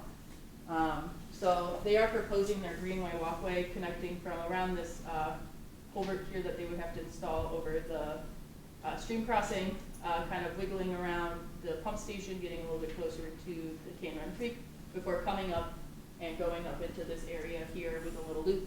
I suppose that's a barn right now. I don't entirely know what they're gonna do with it. But that is their kind of usable qualification for their open space. As that's a titular part of the conditions of their zone change, we recommend that that be conditioned, that be installed prior to final subdivision plat submittal, which is what we would also require for all of our roadway improvements and utility infrastructure installation. Furthermore, as part of that, we recommend an increased emphasis on connectivity to this area. At this time, if you're down here, you have a great connection to this amenity feature, but you're right in the middle, you kind of have to go all the way around and kind of wiggle through. And so staff recommends that a series of easements and connections be made between residential lots at some midpoint in here, and like I think it's 34 to 31 numbered lot range, to allow for that interconnectivity so people can more easily access that area, as well as up in the top corner here, I believe this is lot 41, having that connection option to kind of travel along this route and then cut into this amenity area. Staff believes that that is an essential part to making the space usable and creditable, that they can actually get to it. And so recommends that the connections be made, at least the two that I've described, but additional ones as deemed necessary by the applicant. With the existing kind of sidewalk infrastructure, it may be a clear route to kind of get there, but once you get near to it, you should be able to get to it. And so that's what those easements are kind of intended, at least from a staff level, to achieve. Furthermore, when the South Crossing residential development was being considered and approved, they were required to put in a 30-foot wide southern greenbelt easement area that would ultimately, at some point, hopefully, we would see a greenbelt trail come in. And so to continue that forward, staff recommends that a similar one be at least allotted in this area. It may overlap in some instances with the proposed open space accessibility route that they're proposing right now. It may not, but we would like to see that be continued as this property develops, ultimately trying to get it to Paynes Depot Road. As other areas develop or don't develop, potentially making connections all the way to the Western Elementary Great Crossing School site with some connections and access points along the way, just to kind of have that option available should a local agency come in and want to install trails. We're working on phase 1, phase 2 of the Legacy Trail. We need to be looking to the future on how we create an interconnected series of options for passive recreation. And this is one way to, when that time hopefully comes, that area is ready to go and it's already dedicated. So that is a big thing that we are recommending they be expected to participate in as well. I already talked about my open space and trail connections. This is just kind of the arrows of the routes that it could possibly be made to, just to kind of give everyone those options. They should be accessible, visible, those types of things. So we can discuss with them at a later date how exactly that gets laid out. Those connections should be made, and staff recommends conditioning that they are made. Ultimately, staff recommends approval of the preliminary subdivision plat. Fortunately, the sentence at the top of this presentation slide references the development plan. For clarification, this is for the subdivision plat conditions, subject to the 2 variance waivers that we talked about, the setback and the agricultural buffering requirement. And then, I actually grabbed a copy. 16 conditions of approval at this time. The first 6 of which are on the screen right now, talking about our regs, procedural items, compliance with other conditions applied with their zone change. complying with all stormwater management requirements, a landscape plan be submitted as part of their subdivision things. They continue to have that emphasis on that 10% usable open space expectation and requirement. They construct the proposed C1 trail area similar to what they're showing on their preliminary plat right now and make the 2 connections as described in the staff report. I identified specifically in the condition at least between 2 residential lots and at the northwest corner of the single-family area. Prior to the recording of the final subdivision plat, talks a little bit about infrastructure, off-site connections, in-site connections, requirements of Georgetown Fire, and then the sidewalk plan be submitted as well, with those be installed prior to recording of the final subdivision plat.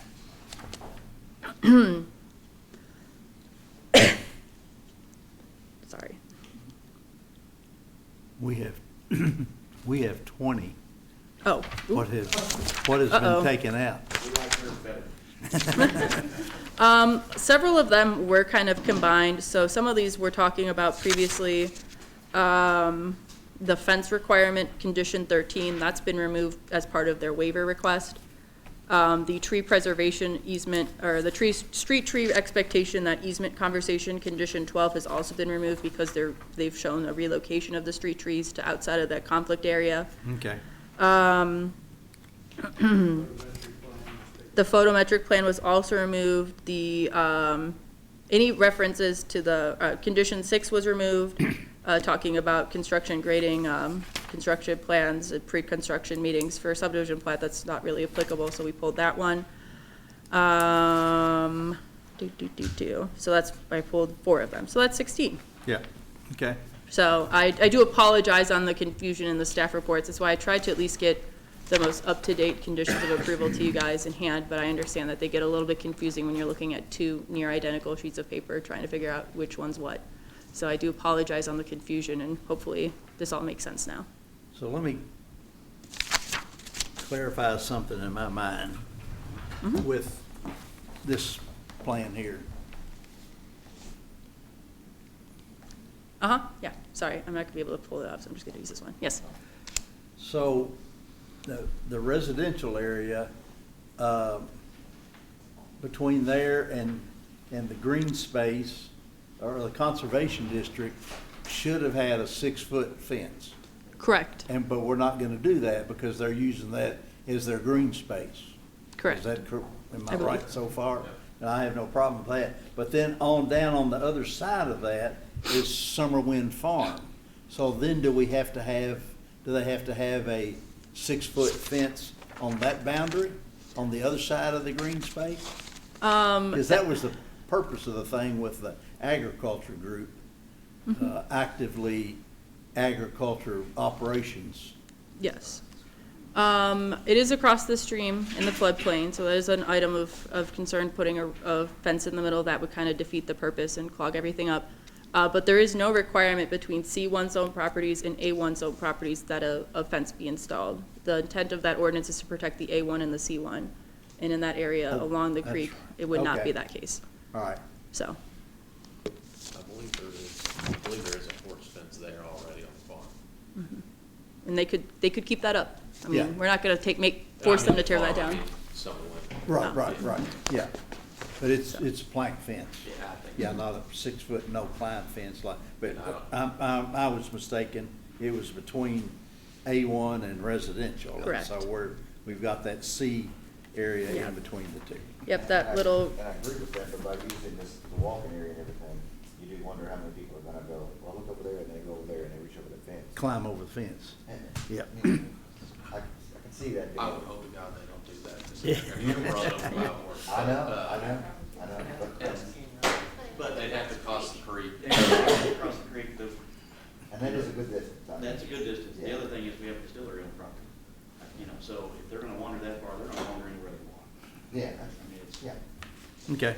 And so the only question we had was about condition 10. Is that just asking for identification of the 2 access points? Yes, so the intent of condition 10 is to make the trail happen. Yeah. And then you have those 2 access points, yes. They would be installed around the same time that a road would be put in. So the question is the trail get installed all the way to the distillery, or we're talking? Um, Or the trailhead connecting the open space spots from the subdivision to those areas that we talked about, connecting to there, or just connecting a trailhead into there until that area gets developed? At least my intent of it was what's shown with the loop. That would be like the extent that you would make as part of this plan. So any connections to the commercial areas from that trail, I would say would, at least my intent was that would not be required at this time. It would be only what is shown on the plan. So you pop out, you kind of wiggle around a little bit underneath the overhead. You make the circle just north of the stormwater management, and then you come back. Here's the only issue that I have with this. Yep, that's fine. A couple of different things. So my father-in-law still runs cattle on the property, right? So we want to allow as much time for him to do that as humanly possible in order to keep the agriculture going for the cattle. So I don't want him to lose that opportunity in order to do that. We don't mind stubbing in for the sidewalks that are going into that loop, but I don't want to build the loop until we're ready to actually, for him to lose that portion of the cattle land, right? So I think there's an option there. I would rather allow Dudley to have as much time as possible in order to run cattle in that field, right? So he can make his money as well. And that would be one of the last things you do. It would. That would be one of the last. It's more of a decorative piece than anything. Yeah. At least under current, I will say, I agree with the decorative point, but at least under the way the current conditions are written, it is when the roads go in, so before platting, before they start to do anything for moving towards building a home on the site. So that's how it's written right now. If the board feels so inclined to amend that condition to maybe say the loop comes in later, or everything, that's obviously at your guys' discretion, but our intent was it came in, at least as roughly as it's shown right now, when the roads are put in. Where is he running cattle right now? On the ag, that 10 acre. On everything. Barn, right there, yeah, exactly. He's running cattle up in there and right behind the house. I will, this little area here is the home site that we're kind of Right. talking about, with some existing fencing and everything like that, I believe. Yes, Darren? It is, but where the two barns are shown right here, that's two of his main barns. And so he's already torn, or getting ready to tear one down in what we call a silo field, which is down towards the pump station. He's already tearing that one down for us to utilize. But the biggest thing for us is trying to conserve as much agriculture as possible, as long as possible. It seems obvious, it seems obvious that the intent of the trail through here is to service the single-family development here. However, if it benefits the applicant to connect the completion of the open space trail to another phase of development, if you'll just tell us which phase you plan to connect that to, we'd be happy to work with you on Meaning that. whenever that next phase comes in, that's when that goes. You tell me which phase that is essential to, and then I say that's where our condition should be. I think the biggest part for me, we know where the multifamily is, right? So we know where the multifamily, we know where the single family is. The commercial that I don't know how it's gonna be laid out yet, that's my problem. So depending on whether Robinson comes in and we're able to work a negotiation plan with him, that's gonna change the layout of this. So Yep. this will be altered by potentially the commercial. So we'd like to connect it to the commercial. Yes, that's the obvious spot. Does that work? That works 100%. We can put it as a condition of this, that it, Prior prior to final development, full completion of the entire site, that will be put in place. And it's a condition of the Yeah. commercial. I mean, some of the trail might get built in behind the homes. Yes. But just not that loop Yeah. right there. That's the one I'm That's, concerned about. that's fine. Okay. That's fine. We just want to make sure, again, that this is an integral part of Yes. the concept, not the specific location. Yes, overall concept, we agree. It's just, we want to. Very good. Yeah, so just to Thank make you. it clear, we would ask that that be removed as a condition, and it will be placed as a condition of the commercial development. Once that's done, it will be put in place. So if you want to have it as a condition that prior to final completion of the entire site, it be put in with this portion of the subdivision plat, that's fine. Would you find it appropriate if we, like, essentially pulled this language here and said, Yeah. prior to, final development plan approval for commercial development areas? So essentially, Yeah, it would just for- say, or you should- yeah, it would stay that's fine. here, but it would just, instead of saying, when you recorded the subdivision Yeah. plat for this, it would just be when Let you me developed. check and make sure.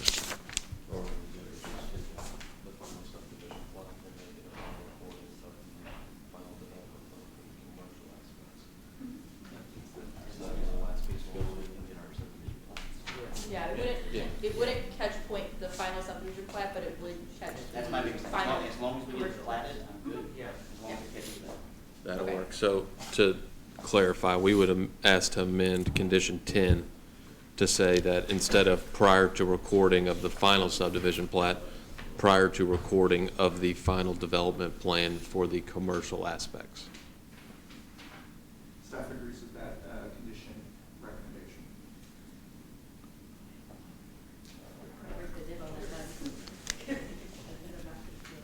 So on our 20 item, which number is that? Which number is that? Is it in the staff report packet? It's in the 16 item one that I used.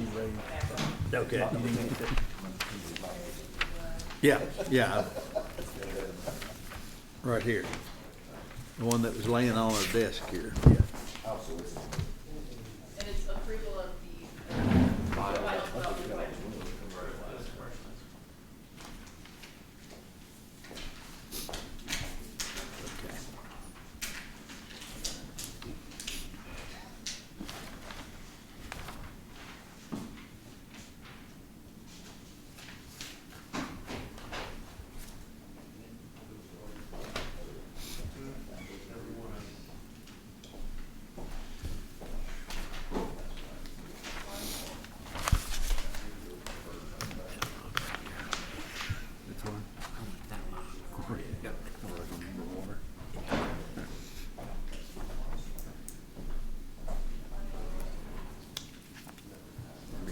Okay, while they're conducting maybe. administrative business down there, everybody understand that?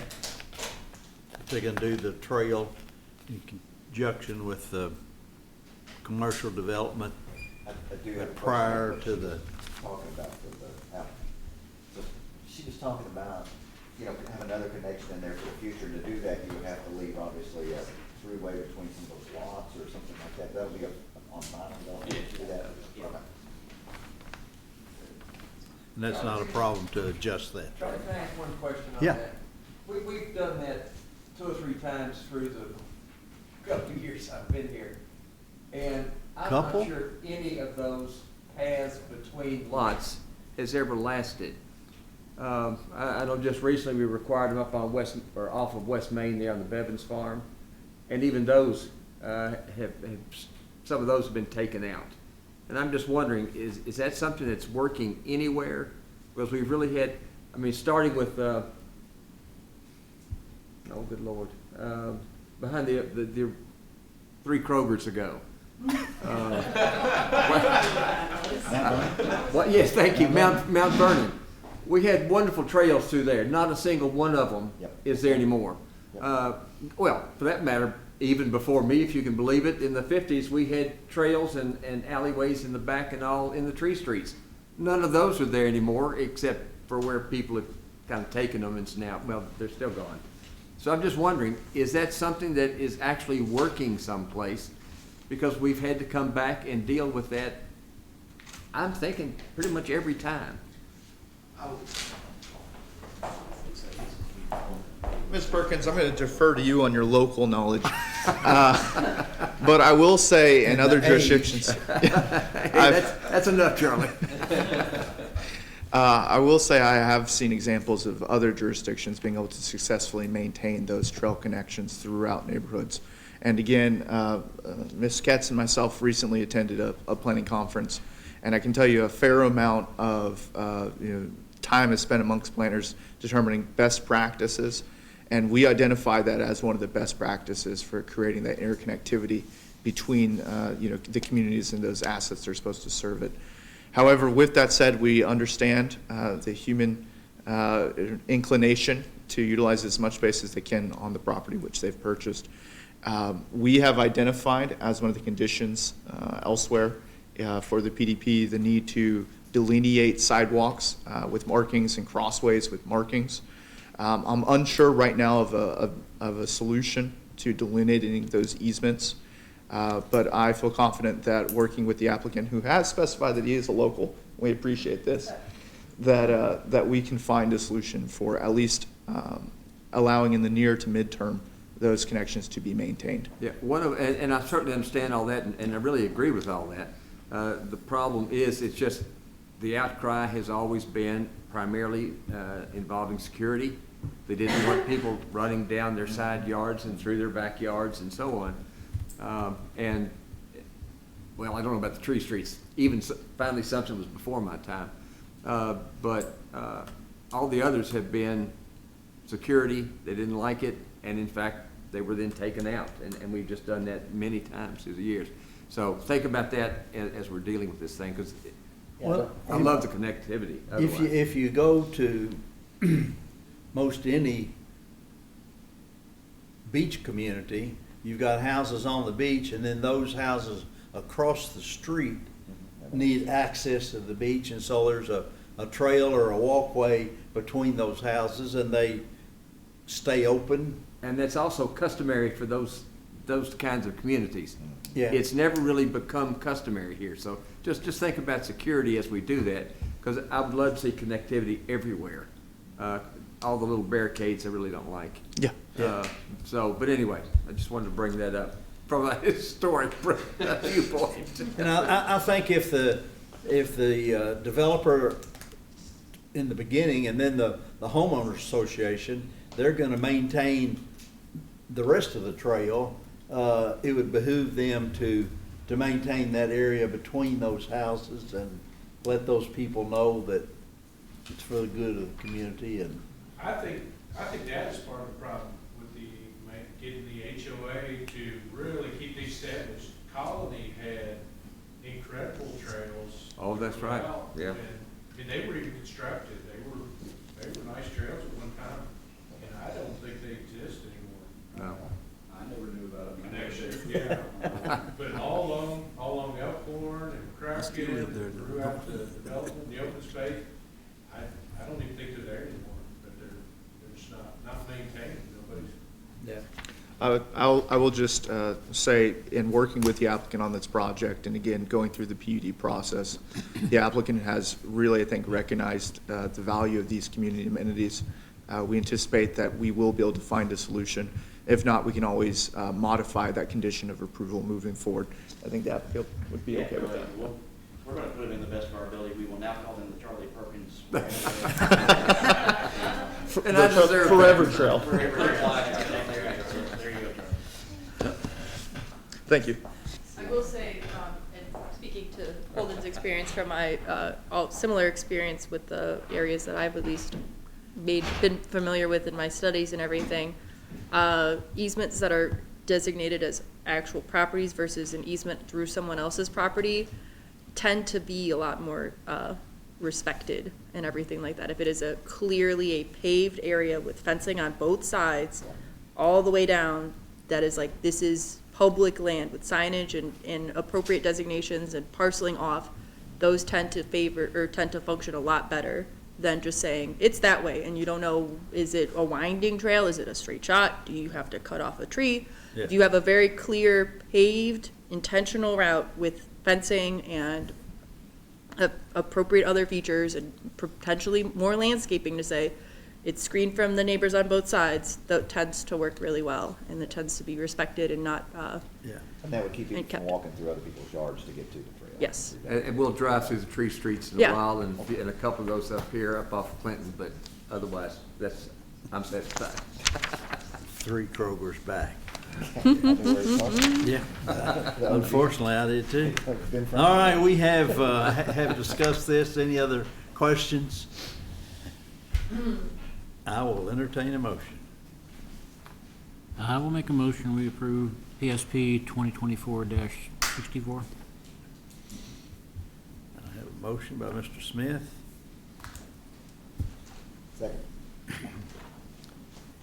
a second by Mr. Green.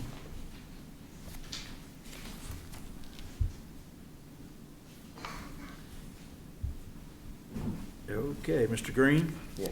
Mr. Garrett? Yes. Mr. Stone? Yes. Mr. Smith? Yes. And the chair votes yes. All right. I got lots of signatures you need to make. Gonna Whole wear bunch of you them. out with signatures now. All right, that's all of the planning and zoning that we have. Now we've got some administrative responsibilities here. And the first is, if you will look in the back of your folder for this month, you will see approval of an application meeting schedule. And We hope that this is to your guys' liking. Carol and I worked together to make sure that we didn't find any conflicts with established or new holidays. We didn't even know were holidays, like National Donut Day. We made sure we observed that one. But anyway, we have adopted, or at least brought you guys the schedule for next year, and we do need a motion from the board to establish the schedule. After this, we will be publishing it in the news graphic and making it available online so that people can reference it going forward for the 2025 year. And if it falls on any of your birthdays, tough. You could spend your birthday at Planning Commission. Let us know and we'll bring a cake in that night. I'm owed a cake then, because I had a birthday Planning Commission meeting. All right. So consider it, I owe you one cake. I will be out of town on the We need to Monday. make a motion for this. We do need a motion, yes. I make a motion that we accept Georgetown Scott County Planning Commission application deadlines for 2025 schedule. I'll second. Second by Mr. Smith. All in favor, say aye. Aye. Any opposition? All right. The next one is the proposed residential zone change that staff has worked on. I'll let Holden make that presentation.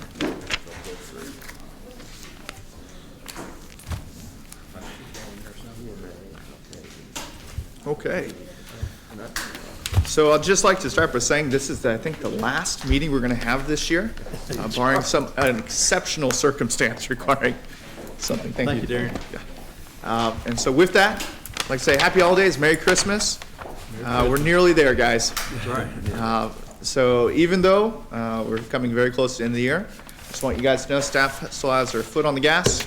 We're charging forward. We've got a lot of stuff. At the last Planning Commission meeting in November, we discussed several items that staff would begin working towards, and that's the discussion that I hope to have tonight. And so I want to get us started, and unfortunately I don't have any great flashy slides for you, but this should be in you guys' packets. Yeah. I want to start by talking about our R3 district. So as you're aware, our R3 district is our highest density residential zone. It currently allows for 16 dwelling units per acre with a maximum of 2 stories and 30 feet, and with the ability to ask for variance to go up to 3 stories if you increase your side yard setbacks for each foot of additional height gained. We went through a variance request tonight, specific again to that increased height. That was approved and passed. It is my recollection since the time that I've been here, extensive. And as far as I can tell before that, that's a variance that we see a lot of. And so as staff works through our zoning code, I think that's something we need to begin considering. Staff at this point believes that it would meet the intent of our zoning code as well as simplify the application process for those people in the R3 zone if we simply allowed for 3 stories and 50 feet in height by right for any sort of multifamily development that's coming into that, again, that R3 zone. Why are we talking about this stuff? Essentially, and I'll preface this with all of the changes we're going to talk about tonight. I'd like to open it up for discussion amongst the commission with the understanding that we would like to host a public hearing on these matters in January so that we can actually make changes to our code. So the first is, again, related to that height within the R3 zone, increasing that to 50 feet. The second proposal is related to density. At our work session earlier this week, I discussed the idea of potentially going to 20 units per acre, increasing density in this zone. Upon additional conversation with staff and looking again at prior cases that we've come to, we believe that it may actually be premature to go ahead and just increase that density by right. Why? The primary driving kind of factor with that is related to another project that staff is currently working on. Commission may be aware that we are currently hosting a series of meetings with agricultural stakeholders in our community. As you're aware, the history of Scott County is one of agricultural land use. There's been considerable conversations in this group about ways in which we can protect the ag land And right now, one of the leading candidates for consideration is the concept of transfer of development rights. This would essentially be a program, and you think you're hearing it here first in the first public meeting, where we would look to identify sending areas and receiving areas in our community. And staff's plan at this stage would be to identify our agricultural lands as sending areas where they could send their development rights from, and a prime receiving area would be that R3 high-density zone. And so essentially what we would be saying is you get 16 dwelling units by right, and then if you wish to exceed that number, you would have to purchase development rights from our agricultural rural zones. What that program is going to look like, what that maximum density could look like, more research is required. And so that's again why I would say that it would be premature to modify the density within the R3 zone at this stage. I do, however, believe that it would still be a wise decision to take a very concentrated look at that building height in the R3 zone. Most multifamily developments that we see coming our way these days are 3 stories, if not requesting more. And we'll get to that in a little bit. The only other thing that we propose doing in the R3 district right now is cleaning up the language related to planned unit developments. We did a planned unit development here tonight. We anticipate seeing a lot more planned unit developments. That seems to be an effective zoning tool that we have right now to protect the character of our community, as well as grant a little bit additional flexibility to the development community who are coming in, looking to do these large-scale developments. Otherwise, we are also taking a look at our B1 neighborhood commercial zone, as well as our B4 community commercial zone. For both of these, the intent for these zones is, again, to take a look at how we can modify our planned unit development regulations and the wording for those to allow additional flexibility. What we're really trying to do here is with a comp plan that encourages a wide variety of mixed uses, we need to begin identifying zones where mixed uses make sense. And so right now, being relatively protective of our residential zones, we believe that it's a lot easier to begin mixing those uses in our commercial areas. And we can do some interesting things at that point too. Right now, one of the proposals is to allow for the B4 community commercial zone to have planned unit developments with a residential use above the first floor. I'd love discussion here tonight if that actually does what we want, because by requiring that residential to be above the first floor, you would no longer be able to have side-by-side mixed use. You would have to layer that mixed use. Or instead, the conversation could go to where you just require a percentage of floor areas to go above and a percentage to go beside. Or do we just leave it to the applicant and allow them the flexibility to choose what's right for them? I think all of that discussion would be very beneficial prior to staff making final recommendations for a public hearing. If we can understand, the wisdom of this commission, I think that'll help reflect a lot on what the community at large would like to see. I'm doing good. I'm just going to keep charging ahead.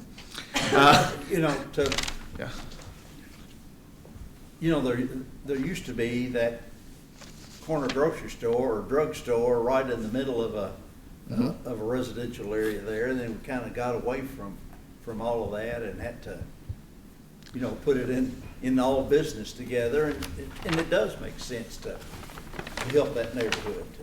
As was discussed tonight, the ability for a resident within a community to have connectivity to other things is a great thing. Nobody really wants to get in their car and drive 20 minutes to go to the Walmart. If they can walk to a neighborhood grocery store and they can easily get there and safely get there, maybe that becomes an option. And we're not saying everybody should do that, but it's nice to have it available to you. And so again, as we look at our zoning code, we need to start finding these simple changes that can lead to these big impacts. Mr. Mifflin, the concept that you're talking about, again, is well known. Neighborhood nodes or neighborhood, seed commercials, seed businesses, whatever you want to call it. It's the old school of doing things, and I think it's going to be the new school too. We're going to loop back around.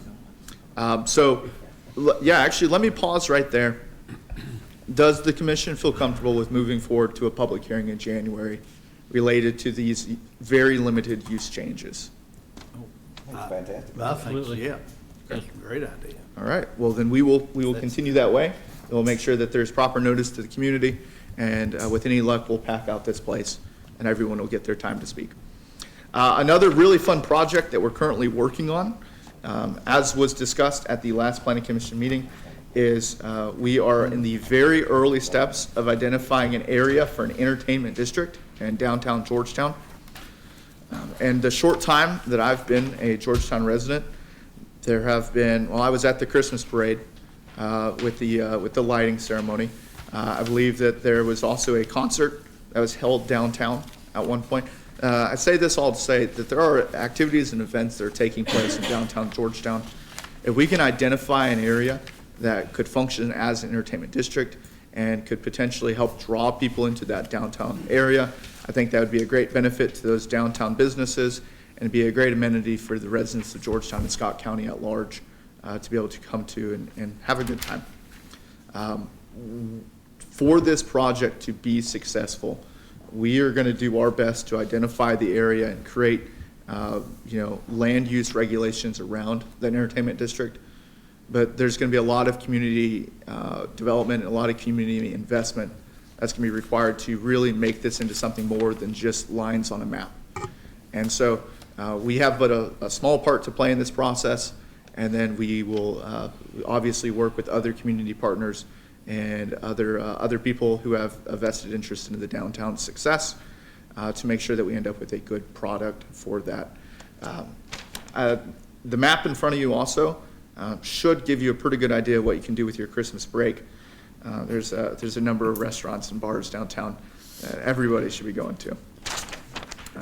Finally, and this was not, we don't have anything on paper for this yet, and the reason for that is we believe that this will come after the changes to the R3, B1, and B4, but staff is currently taking another look at our BP1 use table. This just came up today. Our business park ordinance allows for a group of uses and a flexibility that it's difficult to find anywhere else. It is, I think, a very strong zone that we currently have. However, and looking at the ever-changing needs of our development community and our commercial and manufacturing communities and the people who would be interested in moving into our BP1 zones, we need to take another look at that chart and make sure that it's attracting the types of businesses that we want here. And so right now, we haven't finalized anything, but it just need the commission to be aware that upon completing that public hearing for those other uses, it'll be very likely that we'll come right back to you with changes to the BP1 zone. I think that is critical. I think the Wiley property change, that was one of the biggest problems with that, is the movers and shakers didn't come forward with what they wanted to put out there, and so it scared everybody to death. And so if we would make it more transparent of what's going to be in there, that, like Joe Pat would say, it's not going to be a steel melting plant. But if we know that up front there and people know it from the beginning. Before the fear builds. Yeah. I would just add too, as we work towards, again, the continued success of business parks in our region, it's very important to realize that business parks, the success of them is largely tied to, the context dependent nature of that business park. Mm-hmm. And so it's important to realize the Lanes Run Business Park, which is in our BP1 zone, should reflect that community that is around that. If in the future we begin looking again at other business park areas, that those will be context dependent as well. Exactly. And staff works very diligently to make sure that we are good stewards for the community who has entrusted us to make those kinds of decisions and those kinds of recommendations. And so, we will continue to work with our business community. We'll continue to work with people who have an interest in the Lanes Run Business Park to make sure that that use table lines up. And then you guys will be some of the first to know about those proposed changes before we take it to another public hearing. That, I think, one other piece of note, actually, before we get to our last item. As you are aware, several weeks ago, the P&Z began advertising for a new planner position within the department. I'm happy to report that we have several great applicants who have applied to that. The intent is to do interviews next week, and then barring those going well, we hope to, by the beginning of the new year, have an offer made to at least one candidate. With that said, I'd also like to mention that our engineer, Mr. Krebs, is also looking for a new, and this is an engineering tech position. We are still accepting applications for that, that's correct. And so if there are any interested parties who would like to join this team, we have opportunities available to that. Are there any questions of myself related to the department or any of the things that we've talked about tonight? Yes, I just got please. a comment, and it's to you. Well, actually, Joe and you both had the same thinking process that we need support for these guys, more help. And I think you're going the right way. I didn't know if you go by word of mouth, or just telling people there's positions, or were you formally putting something out there that says, hey, we need this to be done? And because those are great ideas with the business park area and the entertainment and all that. But, you know, if we don't have the support, what we'll end up doing is good ideas become nothing because we get so overwhelmed. Commissioner Garrett, I will tell you, you are so 100% correct. You know, there's very much this realization, and I mentioned it at the workshop. For every one thing we do, there are 10 things that we don't. And there's a real opportunity cost anytime we commit hours to one project or another. And so I want to reassure the commission that as we work on, you know, these more long-range planning activities, our current planning efforts are not being subtracted from. When somebody comes to the door with a new application for a short plant or a PDP or any of those other current use items, they get our attention, and I think we are able to address them at a very high level. With that said, absolutely. You know, we want to make sure that our priorities are going to where our priorities need to be. And I anticipate as we come into the next fiscal year, one of the things that we'd like to submit is a general work plan for where staff feels like our efforts would be best placed, and obviously where the commission feels that our efforts should be best placed.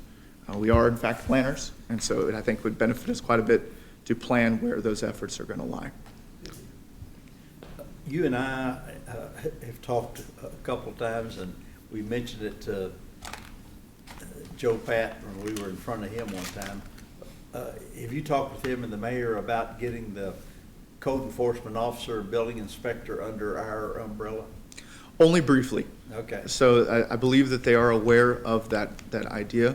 Obviously, you know, figuring out what that would actually look like, I'm unaware of it. I will also say, though, we have a great facility where we're currently housed. It's got plenty of room down in the basement. Also, I believe that a new justice center is being built. And so if that frees up any other office space, that would make a better, more suitable one-shop location for the community. You know, what do we, have planners, we'll travel. We'll figure it out, but I do appreciate putting that on the record. Yeah, okay. One general question, just the height of the apartment buildings going from 2 to 3. Why has that been limited? I mean, what if somebody wanted to come in here with a 6-story apartment building? Is that not possible? Well, so I want to say anything's possible, but that's not a wise thing to say. What I will say is, and we've discussed this before, it's very important that developments that are coming to Georgetown fit the character of Georgetown. Yeah. The last thing we want to do is just become Lexington North. And so I think a considerable amount of effort went into the creation of our existing ordinance that put a lot of, you know, there's a lot of protection baked into it to protect us from things like that. With that said, I think the other thing you can really look at is for our max height of buildings, our residential areas are significantly shorter than our business areas would allow for. And so, again, as we look at the idea of a mixed-use approach, if somebody wanted to put in a 6-story mixed-use commercial residential structure, a 4/1 or a 5/1, then I'd say fantastic. It looks like you're going to have success in probably our B4 zone or Okay. something to that effect. And so again, this allows us to be more protective of our residential areas while really kind of capitalizing on our commercial areas in our city. Outstanding. And after the meeting, I'll tell you when our R3 was created, and that'll give you a clue also. And that would also be that carrot too for the ag thing too. Absolutely. Yeah, I like that. Yeah. Okay. Yeah, we have, ordered research begun, or ordered research items and begun doing research pertaining to that and other options. It is a public meeting that we host, what's the day of that, Holden?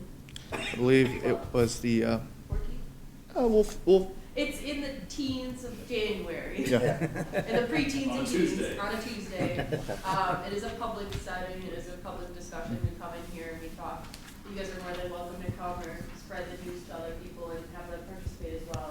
We really just want to understand what our agricultural community is facing, and then what we can do from a general recommendation to policy, general recommendation to our policy, legislation, to help better serve our agricultural communities. and we talk about this internally all the time. There's never going to be a silver bullet that solves all of the issues that we have. But if we can create additional options, and if we can, tune our regulations to our specific needs, then that's going to give us the best chance, again, at proactively addressing the conditions that we have. Any other questions related to what the planning department is currently working on? Okay. With that said then, I would just, our last thing on our agenda, we do have a closed session pursuant to KRS 61.815, referencing KRS 61.8101C. I assume that the commission is familiar with the procedures, but we will need a motion to go into closed session, really excuse the public, pause the stream, have a discussion, and then we will exit closed session before any action is taken. We've gone into closed session. No, You need a motion. Oh, you need a motion. Yes. And the motion is to close session to discuss litigation. I'll make that motion for closed session. Second. I have a motion and a second. All in favor, say aye. Aye. All right, very good. Now we're in closed. Yeah, we'll just make sure that the stream is paused.